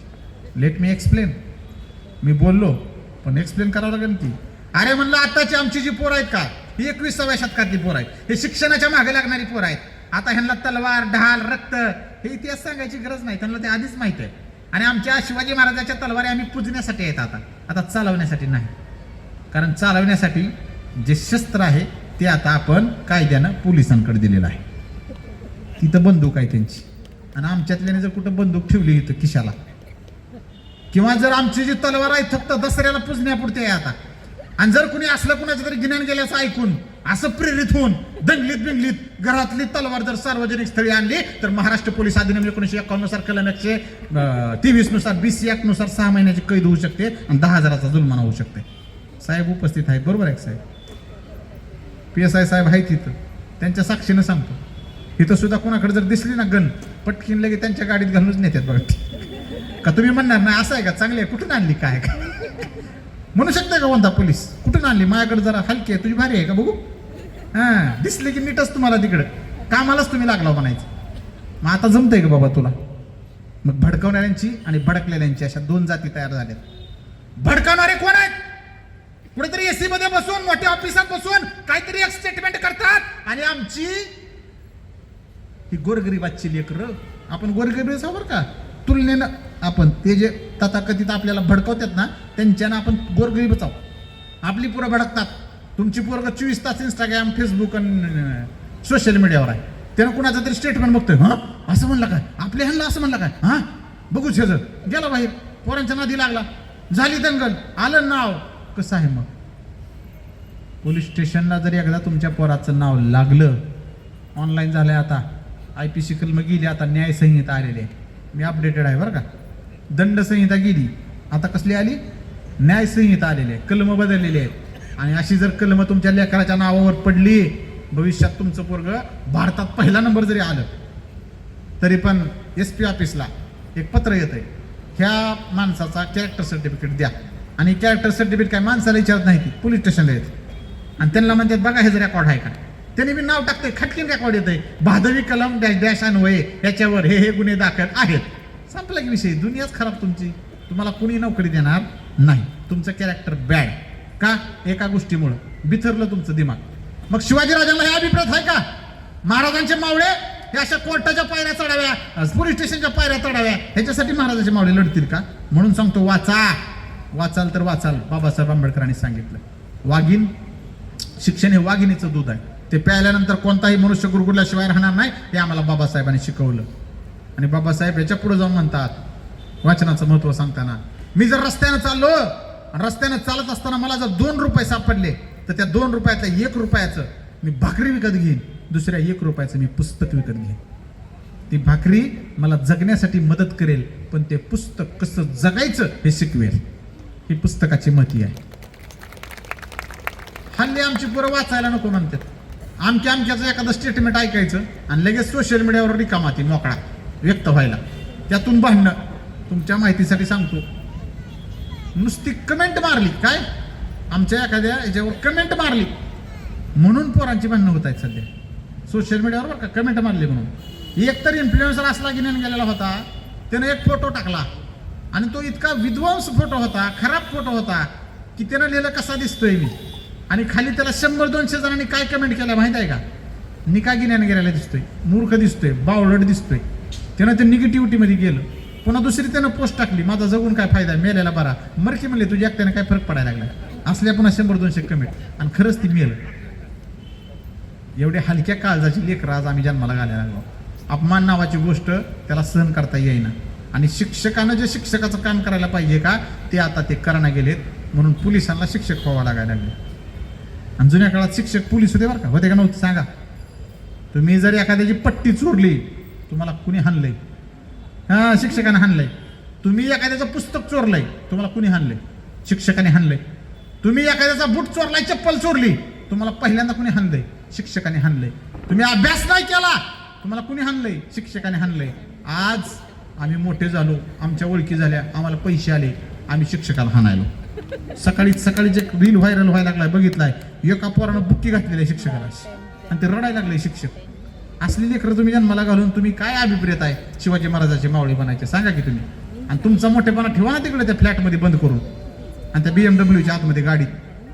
एकदा तुम्ही त्या शाळेची पायरी चालल्यावर त्या शिक्षकाला सांगा मी राष्ट्रपती आहे म्हणायचं त्या देशाचा, पण माझं पोरग तुमचा विद्यार्थी आहे, त्यामुळे चुकलं तर 2 निबार रट्टा हाना द्याला. हाना ते ऑन स्टेज बोलतोय, ह्याची गरज आहे इथून पुढच्या काळामध्ये. आम्हीच कायदे तयार केलेत. पहिला नव्हता कायदा असा, छडी लागे छम छम विद्या येई घम घम, असंच आहे ते. आता काय झालंय, ब्रँडेड कॉपीराइटेड वाक्य सांगतो. छडी गेली म्हणून पिढी गेली, एक छडी गेली म्हणून अख्खी पिढी गेलेली आहे. आज काय राहिलं नाही साहेब. बाप म्हणून तुम्ही सुद्धा बघा, जेव्हा पोरग लय चुकतंय का तेव्हा तुमचा हात सळसळ करताय असा हाणायचा, पण तुम्ही हात उगारू शकत नाही साहेब आज. का, तुमचा हात असाच धरू शकतो वरच्यावरी पोरगा तुमचा, कारण तुम्ही त्या पद्धतीने त्याला वागवले. पण शिवाजीराजांना शहाजीराजांनी कसं वागवलं, शिवाजीराजांना आऊसाहेब जिजाऊंनी कसं वागवलं, हा विचार तुम्हाला समजून घ्यायचा असेल तर त्यांचं चरित्र तुम्हाला वाचावं लागेल. मी सांगतो, या हिंदू धर्मामध्ये जन्माला येऊन, इतर कोणत्याही सगळ्या धर्मामध्ये जन्माला येऊन, एक वेळ तुमची गीता वाचायची राहिली तरी चालेल, ज्ञानेश्वरी वाचायची राहिली तरी चालेल, पण छत्रपती शिवाजी महाराजांच्या स्वराज्यात जन्माला येऊन शिवचरित्र वाचवल्याशिवाय तुम्ही तुमचा देह संपवू नका. अजिबात देह संपू नका. आणि जर वाचायचंच नसल तर मग किमान ऐकण्याचं तरी तयारी ठेवली पाहिजे का नाही. मी मगाशी म्हटलं तसं इतर कार्यक्रमाला तुम्ही ढिगारा गर्दी करता का 3-3 तास ताटकाळून एका पायावर उभा राहून बघत आहे कार्यक्रम. ते मगाशी सांगितलेले तसले कार्यक्रम तर आता इथं आयोजित केले असते का. या नारळाच्या झाडावर सुद्धा माणसं चढली असते गावाकडली. तर तुम्ही नाही चढणार गावाकडली. बघता ना तुम्ही व्हिडिओ. अरे ते बाबळीवर चढलं होतं एक पोरग बाबळीवर. त्याला खालून काट बिट टोचलं होतं. शेवटी ते नर्तिका म्हणली खाली उतर आल्यावर तुला सेकंड करते. पण तसलं करू नको पडायचा वखांडी. इतकी बौद्धिक दिवाळखोरी आमच्या युवकांची चालू आहे. हे एकाच गोष्टीमुळं त्यांना चांगला विचार डोक्यात घुसवायला चांगल्या प्रबोधनकाराची गरज आहे. आणि महाराष्ट्रभर हा ठेका नाही घेतलेला मी. हे माझं उत्तरदायित्व आहे की छत्रपती शिवाजी महाराज मी डोक्यात घातले म्हणजेच माझ्या रक्तात सुद्धा ते भिनलेत आणि मी अनुकरण करतोय त्यांच्या विचारांचं. मी करतो म्हणून तुम्हाला सांगायला चान्स आहे. मी सांगतो शिवाजी महाराजांनी सांगितले निर्व्यसनी मावळेपणा. बरोबर आहे का. आज आहेत का निर्व्यसनी मावळे. प्रचंड व्यसनाधीनता टोकाला चालली रे. शिवाजीराजांच्या कालखंडामध्ये एकही व्यसनी मावळा त्यांनी भरती करून घेतला नाही. आता जशी पोलीस भरती होती तशी भरती नव्हती तेव्हा. शिवाजीराजे हुडकून माणसं घ्यायची. कळतंय का नाही. जीवा महाले दांडपट्टा खेळताना सापडला होता. बहिर्जी नाईक जंगलात हिंडताना सापडला. अनेक असे कुस्त्याच्या फडात यसाजी कंक सापडला कुस्ती खेळताना दांडपट्टा खेळताना. आणि ही शोधलेली माणसं विश्वासात घेतलेली माणसं शिवाजीराजांनी मोठी केली आणि हिंदवी स्वराज्य निर्माण केलं. ज्यावेळेस शिवाजीराजांसाठी मावळ्याची गरज होती ना जेव्हा त्यांना कळायचं की महाराजाकडे मावळा म्हणून भरती व्हायचंय त्यांच्या सैन्यात जो व्यसनी होता का तो जातच नव्हता. म्हणजे इतकी आत्मिक त्यांचं बल होतं. एवढा आदर होता. आदरयुक्त भीती होती शिवाजीराजांची. आज किती व्यसनाधीनता टोकाला आलेली आहे. त्याचं एक सुंदर उदाहरण तुम्हाला सांगतो. माझा एक मित्र होता साहेब. आजची परिस्थिती समाजामध्ये सगळ्यात मोठी कोणती आहे माहिती आहे का. पोरींची लग्न लगेच व्हायला लागली. पोरांची लग्न कमी व्हायला लागलेत वाईनाच गेलीत. इथं पुढे जातो. आणि ज्यांची झाली त्यांची लग्न झालेली एका वर्षाआत त्यांच्याच आईबापामुळे तुटायला लागली. हे पण तेवढंच आहे सत्य. सगळ्यांची नाही का. आताची पोरगी काय म्हणते कुठं बघायचे स्थळ आलंय धर बघ ना. कुठलं आलंय सोलापूरचं आहे. हां एवढं लांब असते एक दिवस लागते जायला. कुठलं बघू मग दादरचं बघ. कुठलं बघू वाशीचं बघ. कुठलं बघ नेरूळचं बघ ना. का लगेच यायला येतं. काय झालं की फोन लगे मम्मीला हॅलो मम्मी असं असं झालं. मम्मी गाडी घेऊन स्कूटीवर लगेच काय झालं जाऊ बुवा असं झालं का. बरं अरे तू काय कोर्ट आहे का न्यायाधीश आहे. तू अक्षदा टाकला संपला ना तुझा कार्यक्रम तिथं. पण नको व्हॉट्सअपवर आहो ती काय कशी करायला लागली. व्हॉट्सअप चालू ठेव कॉल म्हणते आई.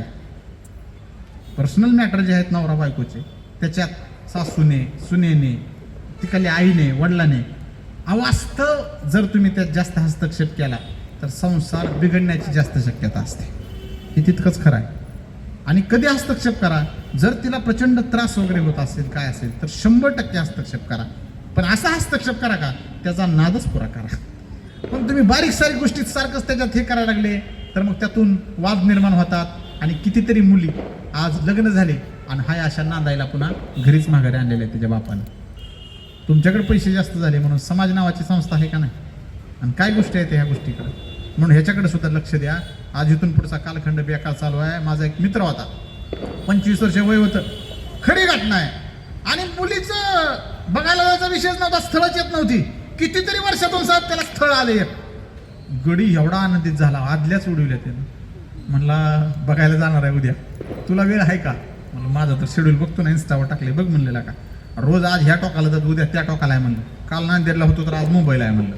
पुन्हा लगेच तिकडं अमरावती पुन्हा इकडं तिकडं कोकणात. हे असले माझी सगळी धावपळ आहे म्हणलं. मला काय जमणार नाही.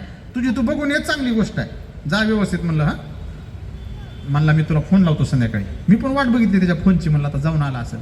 पण एक दिवस झालं फोनच आला नाही. दुसऱ्या दिवशी मला सकाळी उठल्या आठवलं अरे म्हणलं ही पोरगी बघायला जाणार होता आणि ह्याचा तर काय फोनच आलेला नाही. म्हणलं काय झालं असेल. मग मीच फोन लावला. म्हणलं तू पोरगी बघायला गेलता काल काय झालं रे. जाऊ दे बाबा विचार नको. अरे म्हणलं का सांग की. म्हणलं काय झालं. सांगण्यासारखं नाही शाळा विचारू नको तू. अरे म्हणलं सांग आपल्या दोघात राहील विषय. मी पण नाही कुणाला सांगा. बरं ऐक म्हणला. अरे म्हणलं इतक्या दिवसातून एवढा गुडघ्याला बाशिंग बांधून बसलो होतो कधी नाही ती स्थळ आलं. आईला घेतलं सोबत अर्धा किलो पेढं घेतलं का म्हणला. ओटी भरायला सामान घेतलं. एक साडी सुद्धा घेतली आईनं. म्हणलं तेवढं जरा इम्प्रेशन पडत म्हणून भारी बरं का. आणि गेला म्हणला. मला असं वाटलं की आता ती साडी बिडी घालून नटून थटून नाही का शृंगार करून अशी पाटावर येऊन बसल. मग आमची आई जर हळदी कुंकू लावल, तिला वटी भरल आणि मग पुन्हा म्हणल विचार प्रश्न. मग मी विचारन तिला, काय नाव तुझं, शिक्षण किती झालंय, स्वयंपाक येतंय का. अरे म्हणला यागळाच खेळ झाला. मी म्हणलं काय. अरे म्हणला आम्ही गेलो, मी बसलो, ती पोरगी म्हणली ताडताड करत ड्रेसवरच येऊन माझ्या पुढे बसली, खुर्चीवर बसली. ती बसली माझ्या डोळ्यात डोळा घालून मलाच म्हणली स्माइल प्लीज. काय म्हणली पोरगी. हा तू पहिल्यांदा हस म्हणली स्माइल प्लीज. मग मीच घाबरलो लाजत लाजत असा हसलो. म्हणला कशी. पुन्हा म्हणली ती बिग स्माइल प्लीज. आता कळलं का म्हणली. मग बिग स्माइल म्हणल्यावर म्हणला माझं पितळ उघडं पडलं. म्हणला तुला तर माहित आहे गोवा आणि गुटखा खाऊन खाऊन माझं दात पांढरे कुठं राहिलेत रे, तांबडे तांबडे चुटूक झालेत.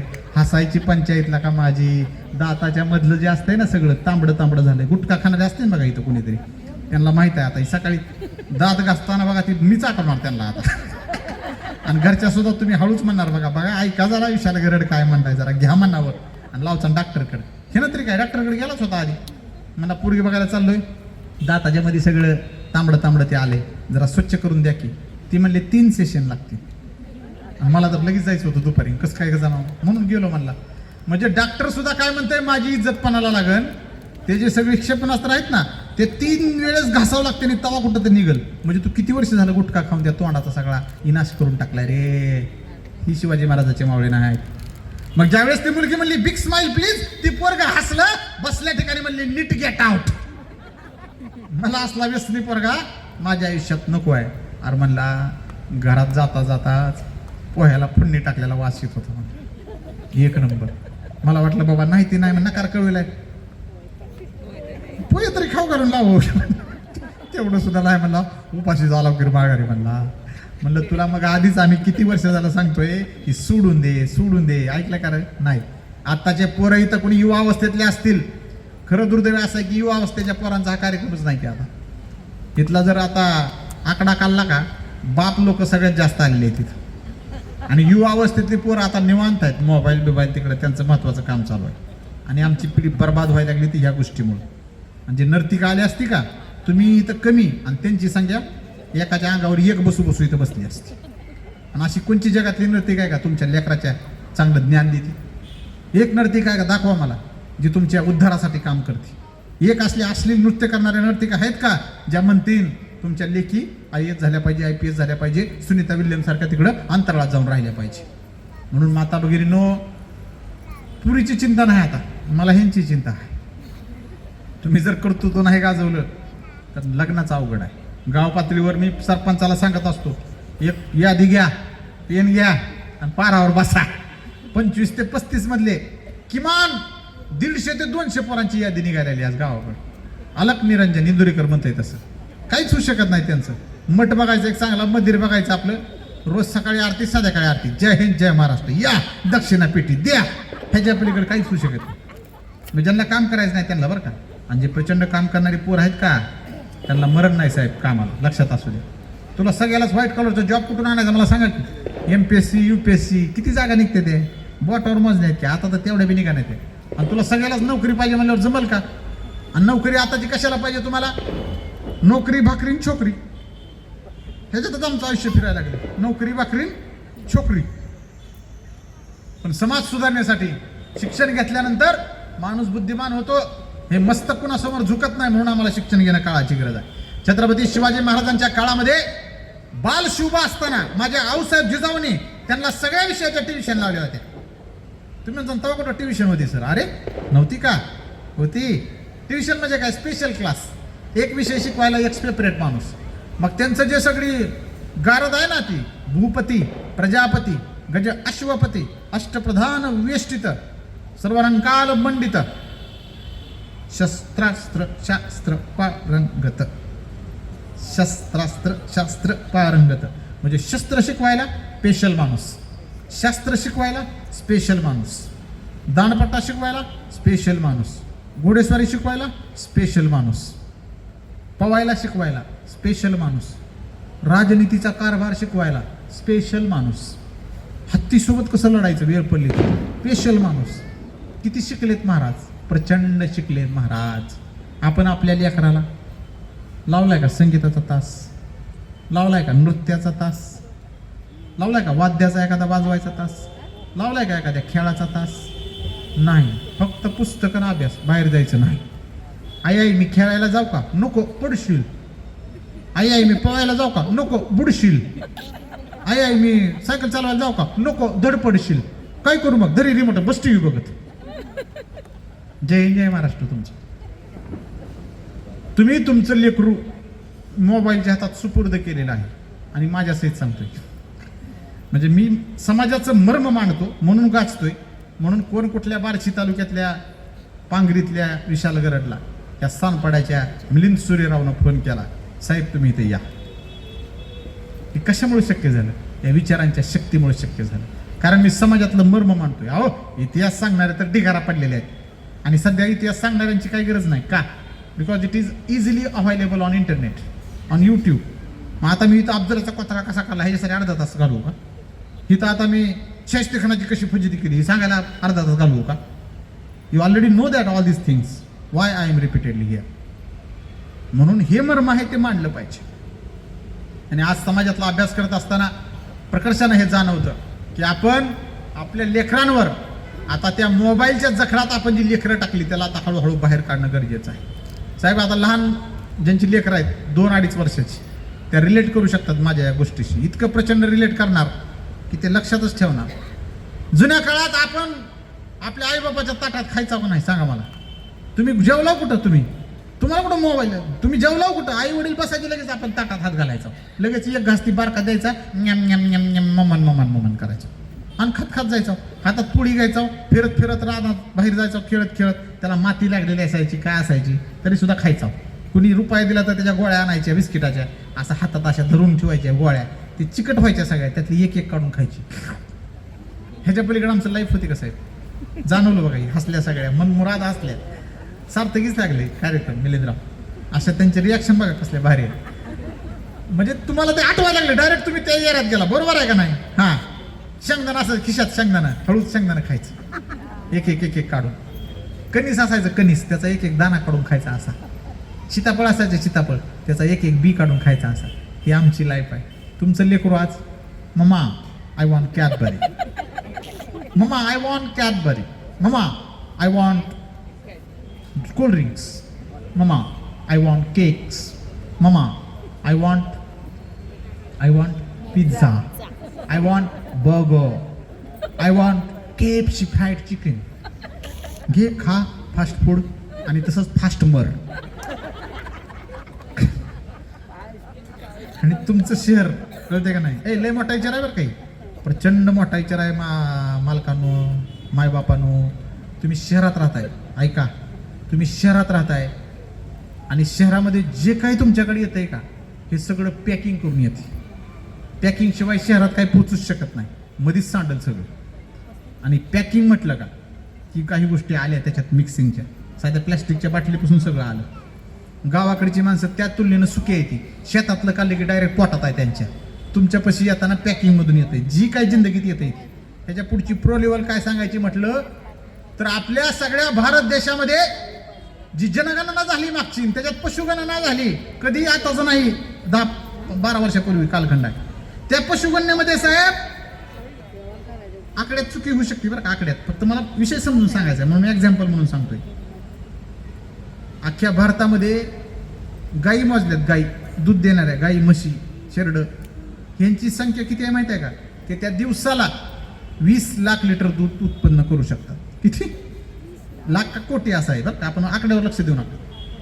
अख्ख्या भारतामध्ये समजा 20 लाख लिटर दूध ते देऊ शकतात. एवढंच फक्त जनावर शिल्लक आहेत भारतात. आणि आमचा अख्खा भारत एका दिवसाला 50 करोड लिटर दूध पिते. 50,000 करोड लिटर. आता विचार करा, 50 आणि 20चा आकडा बरं का. जर 50 लाख लिटर काय असेल ते तेवढं दूध जर रोज आमचा भारत पित असेल आणि गाई म्हशीच इतक्या आहे त्या की ती रोज सकाळ संध्याकाळ जरी ते दूध दिलं तरी 20 लाख लिटरच होतंय. 30 लाख लिटर कुठून येते? कुठून? मग टी व्हीवर बातमी बघता ना तुम्ही, डुप्लिकेट दूध.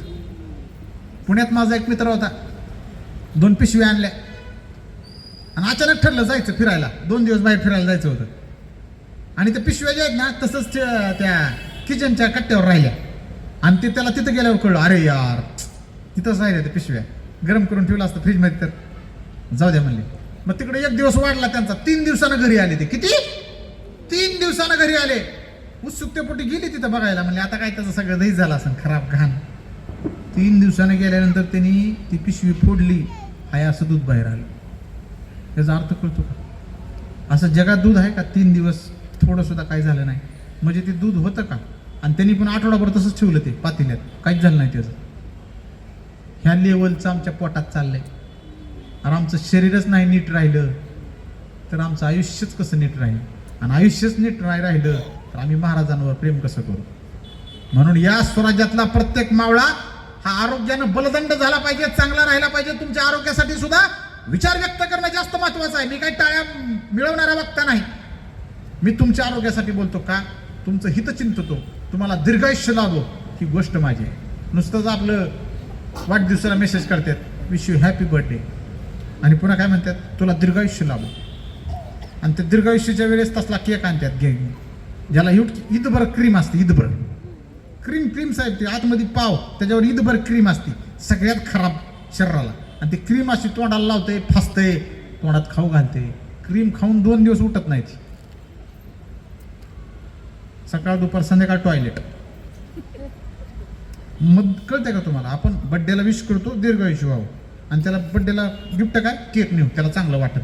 काय गरज नाही. टरबूज नाही की कलिंगड, हातात केक, ते चाकू द्या म्हणायचं, काप कलिंगड, हॅपी बर्थडे टू यू. कलिंगड कापा. आम्ही कलिंगड कापून वाढदिवस साजरा करतो. माझ्या प्रोफाईलवर कुठंच तुम्हाला विशाल गरडनं केक कापून वाढदिवस साजरा केलाय असं कुठंच तुम्हाला दिसणार नाही. याच्या मागचं सुद्धा कारण तुम्हाला सांगतो. हे सगळं शिवचरित्र उभं राहिलं हे फक्त संस्काराच्या जोरावर. आणि संस्कार हे अधिष्ठान होतं ह्या हिंदवी स्वराज्याचं, ते मासाहेब जिजाऊने दिलं. पण आज तोच संस्कार मिसिंग व्हायला लागला. मी एकदा एका कार्यक्रमाच्या निमित्ताने एका शहरामध्ये गेलो होतो. संस्काराचे मोती हा माझा विषय आहे व्याख्यानाचा, त्याच्यावर मी 1.5 तास बोलतो फक्त संस्कार ह्या विषयावर. अनेक सोसायट्या वगैरे माझं स्पेशल आयोजन करतात अशा कार्यक्रमाचे. 110 विषयावर बोलतोय मी. शिवचरित्र त्यातला एक विषय आहे. टोटल 110 विषय बोलतो, सगळेच महापुरुष, कोणता विषय असू द्या. आणि मग त्याच्यामध्ये संस्काराचे मोती या विषयावर भाषण केल्यानंतर एक माय माऊली माझ्याकडे आली. कार्यक्रम झाल्यानंतर प्रतिक्रिया द्यायला. नमस्कार केला. म्हणले, सर माझी एकच विनंती आहे, तुम्ही संस्कारावर इतके छान बोललात तर तुम्ही प्लीज 5 मिनिटं माझ्या घरी येता का? मी म्हणलं का? मला जरा पुढचं व्याख्यान जायचं, गडबड असते मला, आमच्या मागं जायचंय. जाऊ द्या. नाही सर तुम्ही चहा प्यावा अशी माझी अपेक्षा नाही हो, पण तुमचे पाय माझ्या घराला लागू द्या. माझ्याकडे एक 6 वर्षाचं पोरग आहे हो, लई येड्यावणी करते सर. तुम्ही इतकं छान बोलला. खरं तर मी त्याला घेऊन येणार होते पण घरीच बसले. तर तुम्ही जर आले का तर आमचा लय मोठा प्रॉब्लेम सॉल्व्ह होईल आणि मला खात्री आहे तुम्हीच ती प्रॉब्लेम सॉल्व्ह करू शकता. मला झालंय काय? घरी गेल्यावर सांगते म्हणले, तर 4 माणसं आहे ती, कसं सांगावं? म्हणलं ठीक आहे. मग गेलो आपलं 5 मिनिटं त्या मायमाऊलीकडं गेलो. मी आपलं बसलो. बसल्यानंतर पोरग असं पुढं बसलो होतं नेहमीच्या लेकरासारखं. मी म्हणलं, इकडे बेटा इकडे. लेकर अशी कसं? मग माझ्याकडे त्याचं औषध आहे. मी हळूच माझ्या खिशातली ती निळ्या रंगाचं चॉकलेट असं थोडं दाखवलं, अर्ध. पोरग पळतच आलं मांडीवर बसलं. आता इथं थांबवतो ही गोष्ट. तुमच्या लेकराला तुम्ही चॉकलेटची इतकी घाण सवय लावलेली आहे की ज्याला तुमच्या लेकराचं अपहरण करायचंय, ज्याला त्याला उचलून न्यायचंय, त्याला लय फार काय करायची गरज नाही. एक गाडी आणायची, काच खाली करायची, नुसतं मोठं 100 रुपयाची कॅडबरी अशी दाखवायची, ते घ्यायला पोरग पळतच त्याकडे येतं. हे चुकीचा संस्कार आहे. कितीतरी पोलीस स्टेशनला जावा आणि माहिती काढा किती लेकरांचं अपहरण फक्त चॉकलेटचं आम्ही दाखवून केले. घ्या, हे घातक आहे. आणि मी ते मला तर माहितच आहे. मी दाखवलं, ते आलं पोरग मांडीवर बसलं. मी चांगल्या भावनेनं बोलवलं. मांडीवर बसल्यानंतर मी म्हणलं, हे पोरग काय करताय सांगा?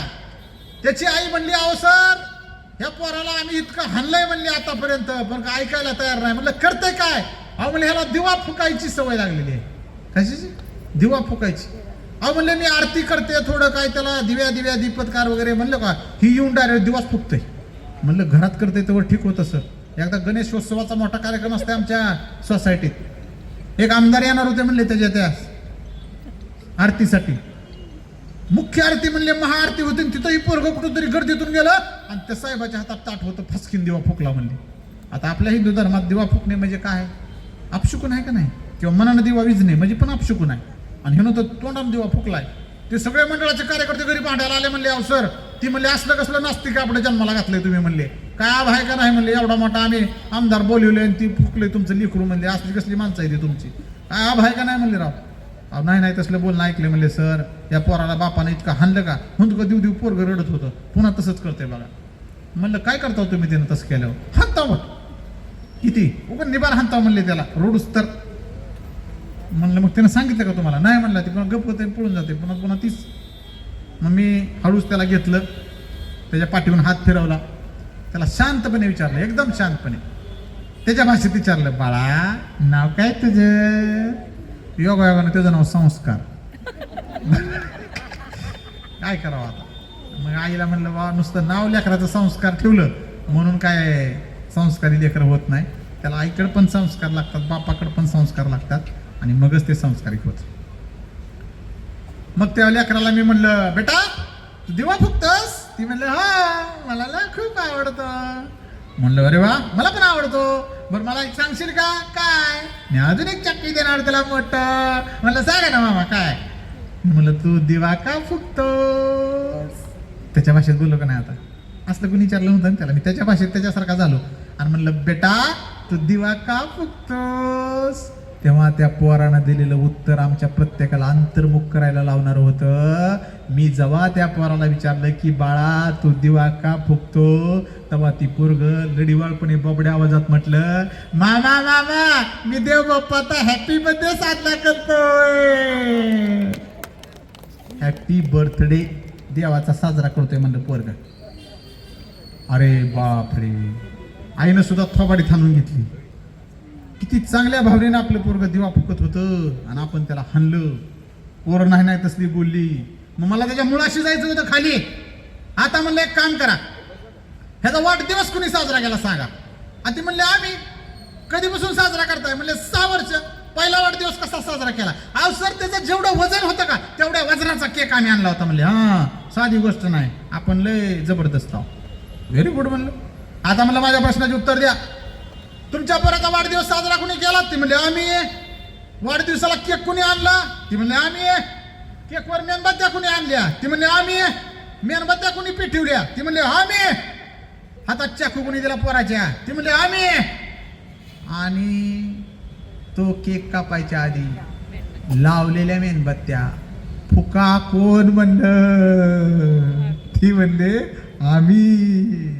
अरे गेली 6 वर्ष तुम्ही त्या लेकरावर जर दिवा फुकायचा संस्कार करत असताल तर ती लेकरू मोठं झाल्यावर काय दिवा लावायचा संस्कार करणार आहे का रे. नाही.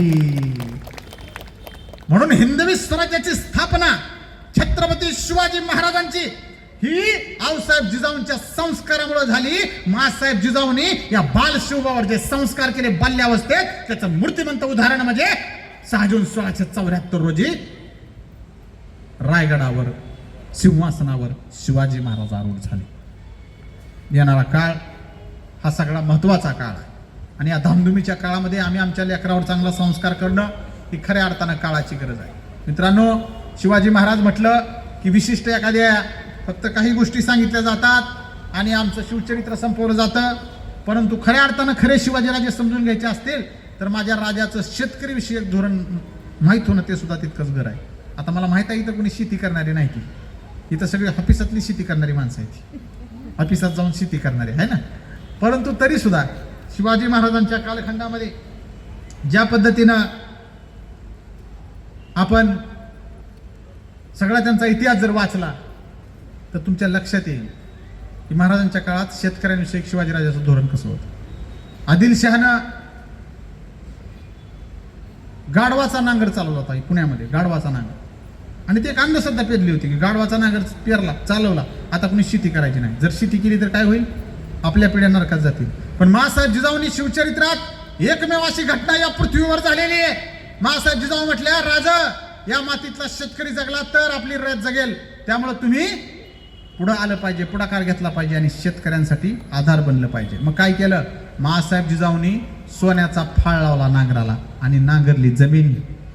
पुण्यामध्ये त्या लाल महालापाशी गेला का तर तिथं तुम्हाला ते मोन्युमेंट दिसन त्याचं. आणि मग काय करतात, ती जमीन नांगरल्यामुळं लोकांमध्ये विश्वास निर्माण झाला. राजा जर जमीन नांगरते मग आपण सुद्धा करू शकतो. माझ्या शिवाजीराजांनी जमिनी मोजल्यात. जमिनी मोजून त्या काळात लाकडं होती, त्या लाकडाच्या साह्यानं दोरीच्या साह्यानं जमिनी मोजल्या. जो कसतो त्याला ते जमिनी दिल्या. ज्याला जमीन नव्हती त्याला जमीन दिली. ज्याला औतफाटा नव्हता त्याला औतफाटा दिला. ज्याला बैल बारदाना नव्हता त्याला बैल बारदाना दिला. आणि हे सगळं दिल्यानंतर बी बियाणे दिले आणि तू शेती कर. तुला लागल तेवढी सगळी जी सामर्थ्य आहे ते आमच्या स्वराज्यातून मिळेल. आणि शेतकरी उभा केला. हे शिवाजी महाराजाचा अधोरेखित करण्यासारखा विषय लक्षात असू दे. कारण मी पहिल्यांदाच तुम्हाला म्हटले की ठरलेले प्रसंग सांगत त्याच्यात वेळ जाण्यापेक्षा जे माहीत नाहीत शिवाजी महाराजाचे पैलू ते जर माहीत झाले का तर ते जास्त पुण्याचं काम होईल.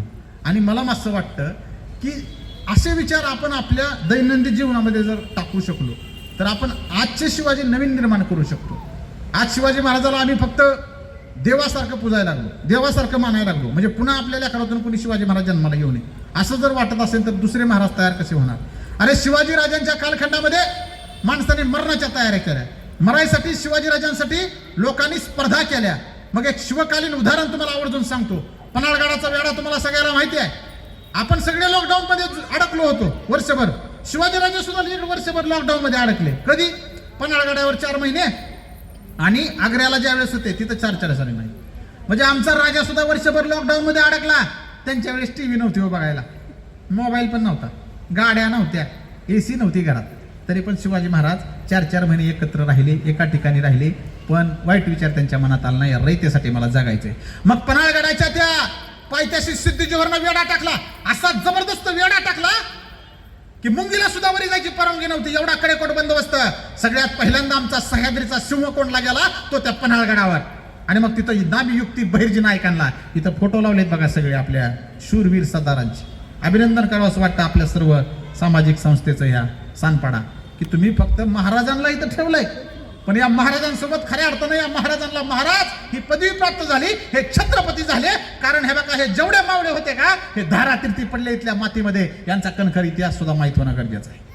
आणि म्हणून या पन्हाळगडाच्या पायथ्याशी सिद्धीजोहरनं वेढा टाकला.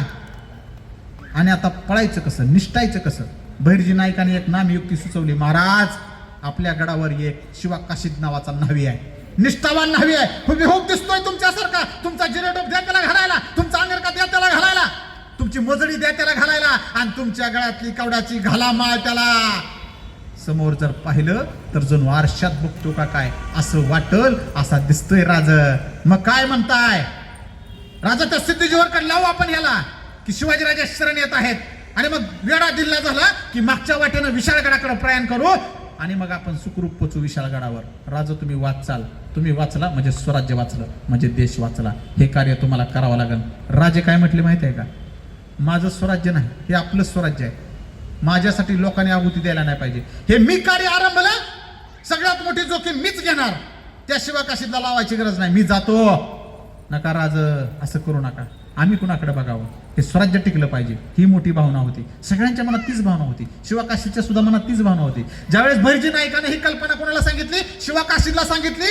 त्यानं टेन्शन मध्ये यायचं सोडून आनंदाने अतिशयाने वेळा झाला की या राजासाठी मला जायला मिळतंय ना, या जोखमीवर मी जायला तयार आहे.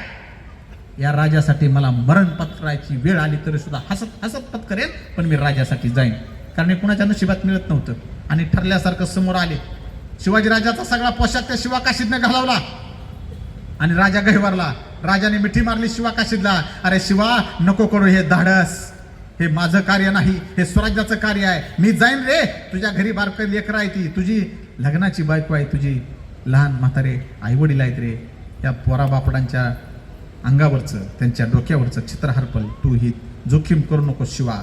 त्यावेळेस शिवा काशीदनं बाजूला झाला आणि राजांच्या डोळ्यात डोळं घालून ताटमानेनं काय म्हटलं माहित आहे का? राजा मी जाणार. राजा माझ्या 10 पिढ्यांनी खूप मोठं काहीतरी पुण्य केलं असावं म्हणून मला शिवाजी म्हणून मरण्याचं सामर्थ्य येत आहे. ही संधी मी सोडणार नाही राजा. मी तुमच्यासाठी एकदा नाही 10दा मरणार राजा, 10दा मरणार. असला मावळा होणे नाही राव. त्याच्या पुढं पुन्हा एकदा शिवाजी महाराज कळवळतात. त्यांच्यासाठी शिवाजी महाराजाच्या डोळ्यात अश्रू आले. कारण त्यांना माहित होतं आणि त्या सिद्धीजोहरकडे शिवाजी शरण आला असं जाणं म्हणजे साक्षात मृत्यूच्या दाढेत जाण्यासारखं होतं. तरी सुद्धा शिवा काशीत हसत हसत चालला होता. थांबवण्याचा प्रयत्न केला शिवाजीराजांना, पुन्हा वळून शिवा उत्तरला शिवाजीराजांना, राजा जाऊ द्या मला, कारण लाख मेले तरी चालतील पण लाखांचा पोशिंदा जगला पाहिजे, पोशिंदा जगला पाहिजे, हे महत्वाचं. आणि मग जगला का नाही? ठरल्यासारखी नामी कल्पना अंमलात आली आणि फरमान सुटलं. शिवाजीराजे शरण येत आहेत.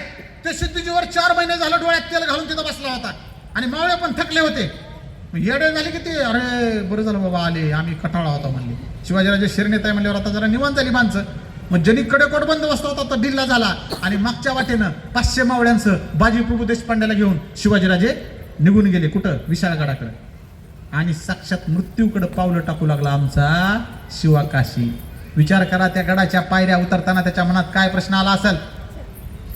अरे घरी माझी लहान लहान लेकरं आहेत, उद्या बाप नावाचं छत्र त्यांच्या डोक्यावर निघून जाईल. माझी बायको आहे माझ्या नावाचं कुंकू लिहिणारी मोठं लट, उद्याच तिच्या कपाळाचं कुंकू नसन ती रणकी होऊन जाईल. माझे म्हातारे आई बाबा आहेत, किलकिल्या नजरेनं मला आर्थ हाक मारतील, पुरकी होतील ते पोराला. पण त्यांच्या या दुःखापेक्षा माझ्या या स्वराज्य देवतेला माझ्या जीवाचा नैवेद्य बहाल केल्याशिवाय ती मला प्रसन्न होणार नाही. म्हणून माझ्या जीवाची आहुती या स्वराज्यासाठी मला द्यावीच लागेल. दिली. ज्यावेळेस गेले का सिद्धीजीवर सामोरे होता आणि त्या सिद्धीजीवरला ताट म्हणायला जणू काही साक्षात शिवाजीराजे आले अशा पद्धतीनं तो शिवा काशीत पुढे गेला. कुणालाच कळलं नाही हे कोण आहे. तेव्हाच्या काळात काय व्हॉट्सअप नव्हता. शिवाजी महाराजांचा नंबर सेव्ह असायला आणि डीपी बघू कसा आहे ती, म्हणजे त्याला कळण हीच शिवाजी आहेत का. हां, तेव्हाच्या काळात कळतच नव्हतं.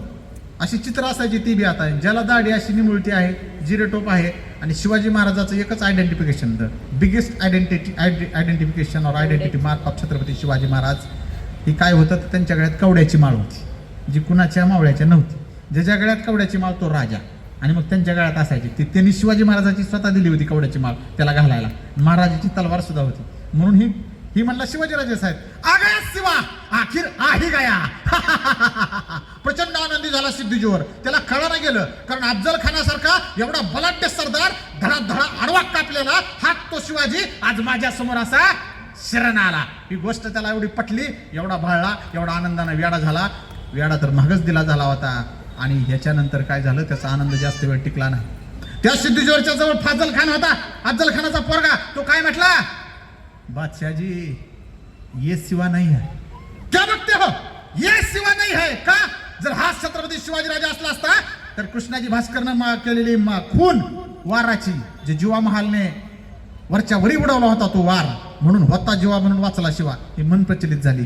त्यावेळेस ही वार शिवाजीराजाच्या इथं डोक्यावर बसला होता. त्याची खून आहे वाराची शिवाजीच्या. ह्या शिवाजीच्या डोक्यावरती खून दिसत नाही. बेशक ये तोतया शिवाजी है, ये शिवाजी नहीं है, दगा हुआ है दगा. कसलं टेन्शन आलं असेल सिद्धीजीवरला. प्रचंड लाल बुंद रागानं झाला. शेजारी त्याचं सैन्य होतं, त्याच्या सैन्याच्या हातातला भाला त्या सिद्धीजीवरनं घेतला आणि दुसऱ्या क्षणात शिवा काशीच्या छातीत खुपसला. आणि छातीत खुपसलेला भाला असाच घेऊन तो पाठीमाग पडायला लागला. पडता पडता डोळ्यात डोळं घालून तो सिद्धीजीवरला म्हणला, सोंग घेतलेल्या शिवाजीराजाची पाठ तुला पाहता आली नाही, खऱ्या शिवाजीराजाची तर बातच सोडून दे, खऱ्या शिवाजीराजाची तर बातच सोडून दे. हे शिवाजी महाराज, हा इतिहासातला महत्वाचा प्रसंग की ज्यातून आम्हाला कळतं किती वेळी होती माणसं. आणि हसत हसत गेला तो शिवा काशीत. कुणी मराठा होता का? न्हावी समाजाचा, पण इथं बलिदान दिलं का नाही. म्हणून शिवाजी राजाची जयंती ही फक्त मराठ्यांनी साजरी करायची नाही, 18 पगड जातीच्या माणसांनी, 12 बलुतेदारांनी, सर्व जाती धर्मातल्या माणसांनी एकत्र येऊन माझ्या शिवाजी राजाचा गौरव केला पाहिजे, विचारांचा गौरव केला पाहिजे, हे इथं माहित होतं.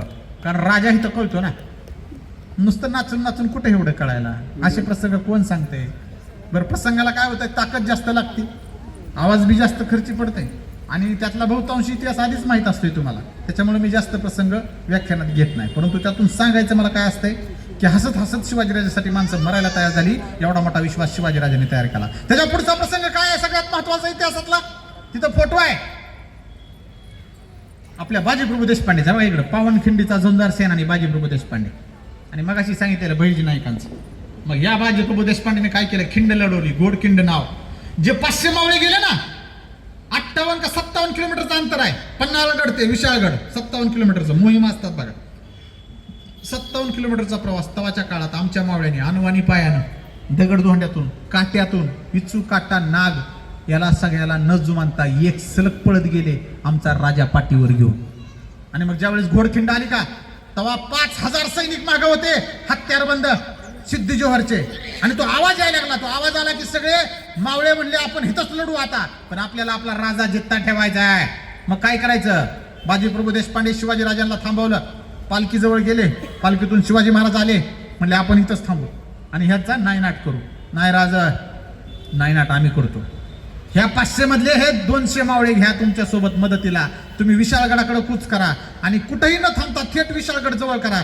ज्यावेळेस तुम्ही विशाळगडावर जाल तोफेचा आवाज द्या. जोपर्यंत तोफेचा आवाज येत नाही तोपर्यंत हा बाजी इथं खिंड लढवीत राहील. ही बाजीप्रभू देशपांडेने वचन दिलं.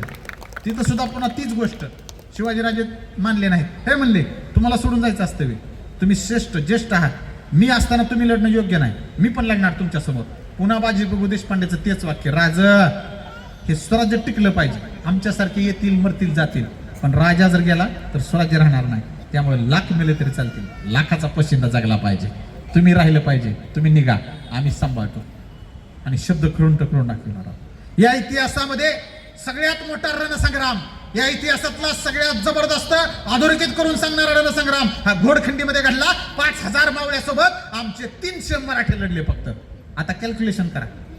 300 गुणिले 5000 म्हणजे 5000 भागिले 300 केल्यानंतर एका माणसानं किती माणसं कापली. रक्ताचं पाट वाहिलं होतं. रक्त असं वाहत होतं. इतकी माणसं कापली गेली तरी आमचा बाजी तिथं पडला नाही. घात केला बाजीप्रभू देशपांडेचा. लांब उभा राहून गोळी मारली आणि गोळी बंदुकीची गेली त्यांच्या हृदयात चिरून. तरी सुद्धा ग्लानी आली, पडले. आणि मग पुन्हा विचारलं तोफेचा आवाज झालाय का? नाही झाला. पुन्हा उठले दोन्ही हातात तलवार घेऊन. आसमानी सैतानासारखा जबरदस्त इकडं तिकडं सगळे ते तलवारीनं 10 माणसं कापू लागले. भेद होते भेद. गनिम आहे का असा? आणि कोणाही माणूस आहे का सैतान आहे म्हणायची बाजीप्रभू. त्यांच्या जवळ अशा 10 कुसाच्या आतमध्ये 10 फुटाच्या आतमध्ये एक सुद्धा माणूस जात नव्हता. जन गेला का त्याची मुंडीच काटायची. असली डेंजर माणसं आमच्याकडे शिवाजीराजांकडे होती. हत्तीच्या ताकदीची माणसं होती. शेवटी खर्ची पडलं. बाजीप्रभू देशपांडे मेले. हसत हसत मेले. स्वतःचा दिलेला शब्द पाळून मेले. आणि जेव्हा शेवटचा जीव सोडला का बाजीप्रभू देशपांडेने, तेव्हा त्यांच्या कानाने शिवाजीराजांनी पोचलेत व्यवस्थित सुखरूप. त्या तोफेचा आवाज म्हणजे आत्मा होता आमच्या बाजीप्रभू देशपांडेचा. गेला रे. हसत हसत बाजीप्रभू देशपांडे गेले. ह्याच्या पुढे जाऊन ऐकतो की बाजीप्रभू देशपांडेचं नाव आहे म्हणून इथं फोटो तरी लावलाय, पण त्यांच्यासोबत जे 300 मावळे मेले हसत हसत, त्यांचं नाव सुद्धा इतिहासानं कुठं लिहून ठेवलं नाही. हो, त्यांचं सुद्धा बलिदान आहे का नाही आमच्या स्वराज्यासाठी? अशा एका नाही, अशा शेकडो हजारो मावल्याचं बलिदान आमच्या स्वराज्यामध्ये झालंय. तिकडे आहेत हंबीरराव मोहिते. हंबीरराव मोहिते कधी आले माहिती आहे का तुम्हाला? त्यांच्या आधी कोण होते? प्रतापराव गुजर. त्यांचं नाव कुडतोजीराव गुजर. इतिहासातले आमचे पहिले सरसेनापती. आणि ह्या सरसेनामध्ये कुडतोजीराव गुजर यांनी एकदा बेहलोल खानला पकडलं. आमचा लय मोठा शत्रू. आणि बेहलोल खानला पकडल्यानंतर तो विनवणी करू लागला, याचना करू लागला की मला सोडा, इथून पुढे मी तुमच्या स्वराज्याकडे येणार नाही, एवढी बार सोडा. आणि सोडून दिला. आपली माणसं लई इमानी मोठी महान, जाऊ द्या म्हणले, तुला बक्ष द्या जा. आणि हे बेहलोलला सोडून दिलं. ही गोष्ट कोणाला कळली? शिवाजी महाराजांना. महाराज मोठे ज्ञानी. महाराज म्हणले अरे ते बेहलोल म्हणजे सापासारखी औलाद आहे. हा बेहलोल पुन्हा फिरून येईल आणि डसेल आपल्या स्वराज्याला. बेहलोल खान जुलूम केला, तुम्ही त्याला सोडायला नाही पाहिजे होतं. त्या बेहलोलचं मस्तक छटल्याशिवाय तोंड दाखवू नका आम्हाला प्रतापराव. ही गोष्ट ठरली. आणि बघा, नेसरीचा तळ बेहलोलचा पडला होता. 1,00,000-1,25,000 सैनिक असलेला तो तळ. आणि आमचे कुडतोजीराव गुजर निघाले हातात शमशेर घेऊन. आणि ते कुठं चाललेत कुणाला माहित नाही. त्यांच्या मदतीला म्हणून पुन्हा 6 सरदार आले. आणि ही 7 जण धावत सुटली. कुठं? त्या 1,15,00,000 फौजेत घुसण्यासाठी. नुसतं त्यांना डोळ्यासमोर दिसत होतं त्या मेहलोलचं मस्तक मस्तक आणि मस्तक. हे किती मोठं धाडस आहे. इतिहासात ते अचाट शक्तीचं उदाहरण आहे. मूर्तिमंत नेसरीची लढाई. बेहलोल खानचं मस्तक छाटण्यासाठी आमची 7 मावळे हसत हसत घुसले. सरा हजारो मावळे कापले. रक्ताचे पाट वाहिले. तुकडे तुकडे सुद्धा त्यांचे दिसले नाहीत की रे. 1,15,00,000 माणसं आपली 7 माणसं. विचार करा की. म्हणून मराठा असा तेज, शूर, वीर, धैर्य धाडशी का म्हणतात माहित आहे का? त्याच्यात जिगर होतं, जिगर. 1.25 माणसं पुढे असताना सुद्धा 7 माणसं हातात चमचेर घेऊन ताटमानेने उभा राहायची. It is called as Maratha. आणि मग आता लक्षात घ्या, ती गाणं जी प्रचलित झाले का, वेडात मराठे वीर दौडले 7, तेही आहे. ते नेसरीच्या लढाईत ते 7च गेले होते आणि पुढे लाखाचा फौज होती. आणि किती मोठा आहे आज सर्जिकल स्ट्राईक म्हणले की आपल्या सगळ्याला माहिती आहे. आपल्या सरकारनं 2-3 सर्जिकल स्ट्राईक केले. पण आता सर्जिकल स्ट्राईक तुम्हाला माहीत झाले, पण शिवाजीराजांच्या काळातला सर्जिकल स्ट्राईक आहे. सर्जिकल स्ट्राईक म्हणजे काय? शत्रू बेसावध असताना गुपचूप जायचं आणि आपलं काम साध्य करून यायचं. मग शाहिस्तेखानाची फजिती करताना मी प्रसंग नाही सांगणार, 1 लाख 1.25 लाख तरी माणूस होतं पुण्यात त्या लाल महालात, बरं का. 1 लाख 1.25 लाख माणसं. महाराज मोजक्या मावळ्यानिशी गुपचूप डायरेक्ट त्याच्या दालनात गेले. विचार करा, याचा अर्थ कळते का? तुम्ही किती बी सिक्युरिटी लावा आणि एक माणूस तुमच्या केबिनमध्ये तुमच्या बेडरूममध्ये येते आणि मग तुम्हाला तिथं दम टाकून माघारी जाते. याचा अर्थ किती मोठा आहे? ती बी इतक्या मोठ्या सरदाराच्या आणि व्यवस्थित सगळं करून माघारी. एकही माणूस खर्ची न पडता, याला म्हणायचं सर्जिकल स्ट्राईक. आपली कोणची हानी होऊन द्यायची नाही. म्हणून सर्जिकल स्ट्राईक ही संकल्पना छत्रपती शिवाजी महाराजांच्या कालखंडातली आहे. आणि शिवाजीराजाने असे कितीतरी सर्जिकल स्ट्राईक केलेले आहेत. मुठभर मावळ्याच्या जोरावर हजारो सामर्थ्य असणाऱ्या शक्तीला पराभूत करण्याचा ध्येय शिवाजीराजाने घेतला. कधी वेळ प्रसंगी माघार सुद्धा घेतली. आणि माघार कुठे घेतली तो पण क्षण तुम्हाला माहिती आहे. कधी? मिर्झा राजे जयसिंग लाखोची फौज घेऊन चालून आला आपल्यावर. तेव्हा राजांना कळलं अरे आपलं मुठभर सैन्य आहे, त्यांच्यासोबत निभावला लागणार. मग काय करायचं? 23 किल्ल्यांचा तह केला. आणि पुरंदरवर ज्या वेळेस आमचा वीर बाजी तिथं पडले, मुरारबाजी पडले. मुरारबाजी आणि दिलेर खानाची मोठी लढाई झाली. दिलेर खान म्हणला, मुरारबाजी आप इतनी धाड़सी, आप इतने महापराक्रमी, आप बादशाह की फौज में शामिल हो जाओ, हम आपकी खिदमत में आपको जहागिरी देंगे, आपकी खिदमत में आपको बहुत कुछ देंगे जो आपने सपनों में भी नहीं सोचा होगा. त्यावेळेस हे सगळं मागून हे न मिळण्या इतके मुरारबाजी येडे नव्हते. मुरारबाजी काय म्हणतात माहिती आहे का त्या दिलेर खानला?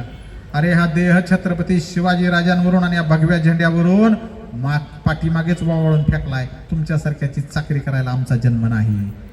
इतकी मोठी गोष्ट आहे.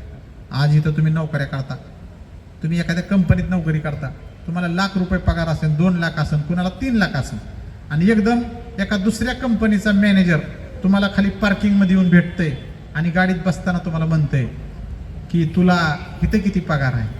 तुम्ही म्हणता ₹1,00,000. माझ्या कंपनीत ये, मी 5 लाख देतो.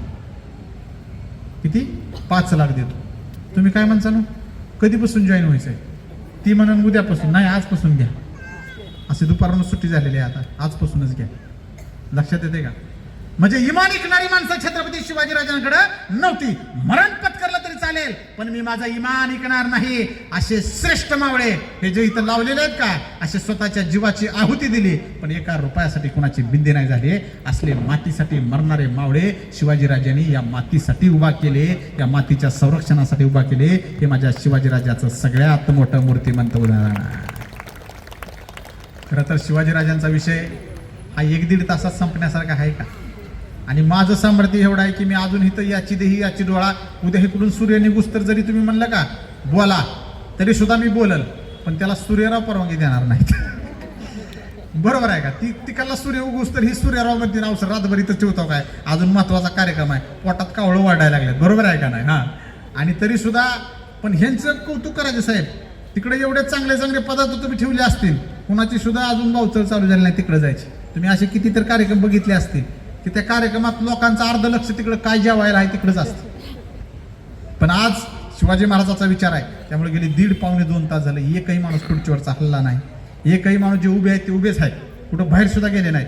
त्याबद्दल खऱ्या अर्थानं तुम्हाला सगळ्याला मी मनापासून अभिनंदन करतो, आपलं मनापासून कौतुक करतो. आणि माझे विचार इथं आज मी थांबवतो, परंतु हा विचारांचं वादळ इथून पुढे चालू राहिलं पाहिजे. मी जरी आज या विषयावर इथं बोललो असेल तरी अनेक विषयावरची माझी व्याख्यानं यूट्यूबवर आहेत, इंस्टाग्रामवर आहे, फेसबुकवर आहे. सगळीकडे जावा, विशाल गरड म्हणून सर्च करा आणि तुमची लेकरं जे आज इथं आले नाहीत का त्यांना एकदा ते व्हिडिओ दाखवा. हो का? वाक्य आहे का? वाईट विचारांना पंख असतात, चांगल्या विचारांना पाय सुद्धा नसतात. ही चांगला विचार आहे, श्रेष्ठ विचार आहे. म्हणून माझा विचार तुम्ही जास्तीत जास्त लोकांपर्यंत पोहोचवण्याचा प्रयत्न करा. आणि आज सन्मान्य मिलिंदजी सूर्यराव आणि सन्मान्य शुभांगीताई सूर्यराव यांनी इतक्या सुंदर कार्यक्रमाचं आयोजन करून छत्रपती शिवाजी महाराजांचा खरा विचार रुजवण्याचं काम केलं. त्याबद्दल मी त्यांचे मनापासून आभार मानतो. झालेली सगळी सेवा मी छत्रपतींच्या पायाशी अर्पण करतो आणि माझ्या वाणीला या ठिकाणी पूर्णविराम देतो. जय हिंद, जय महाराष्ट्र.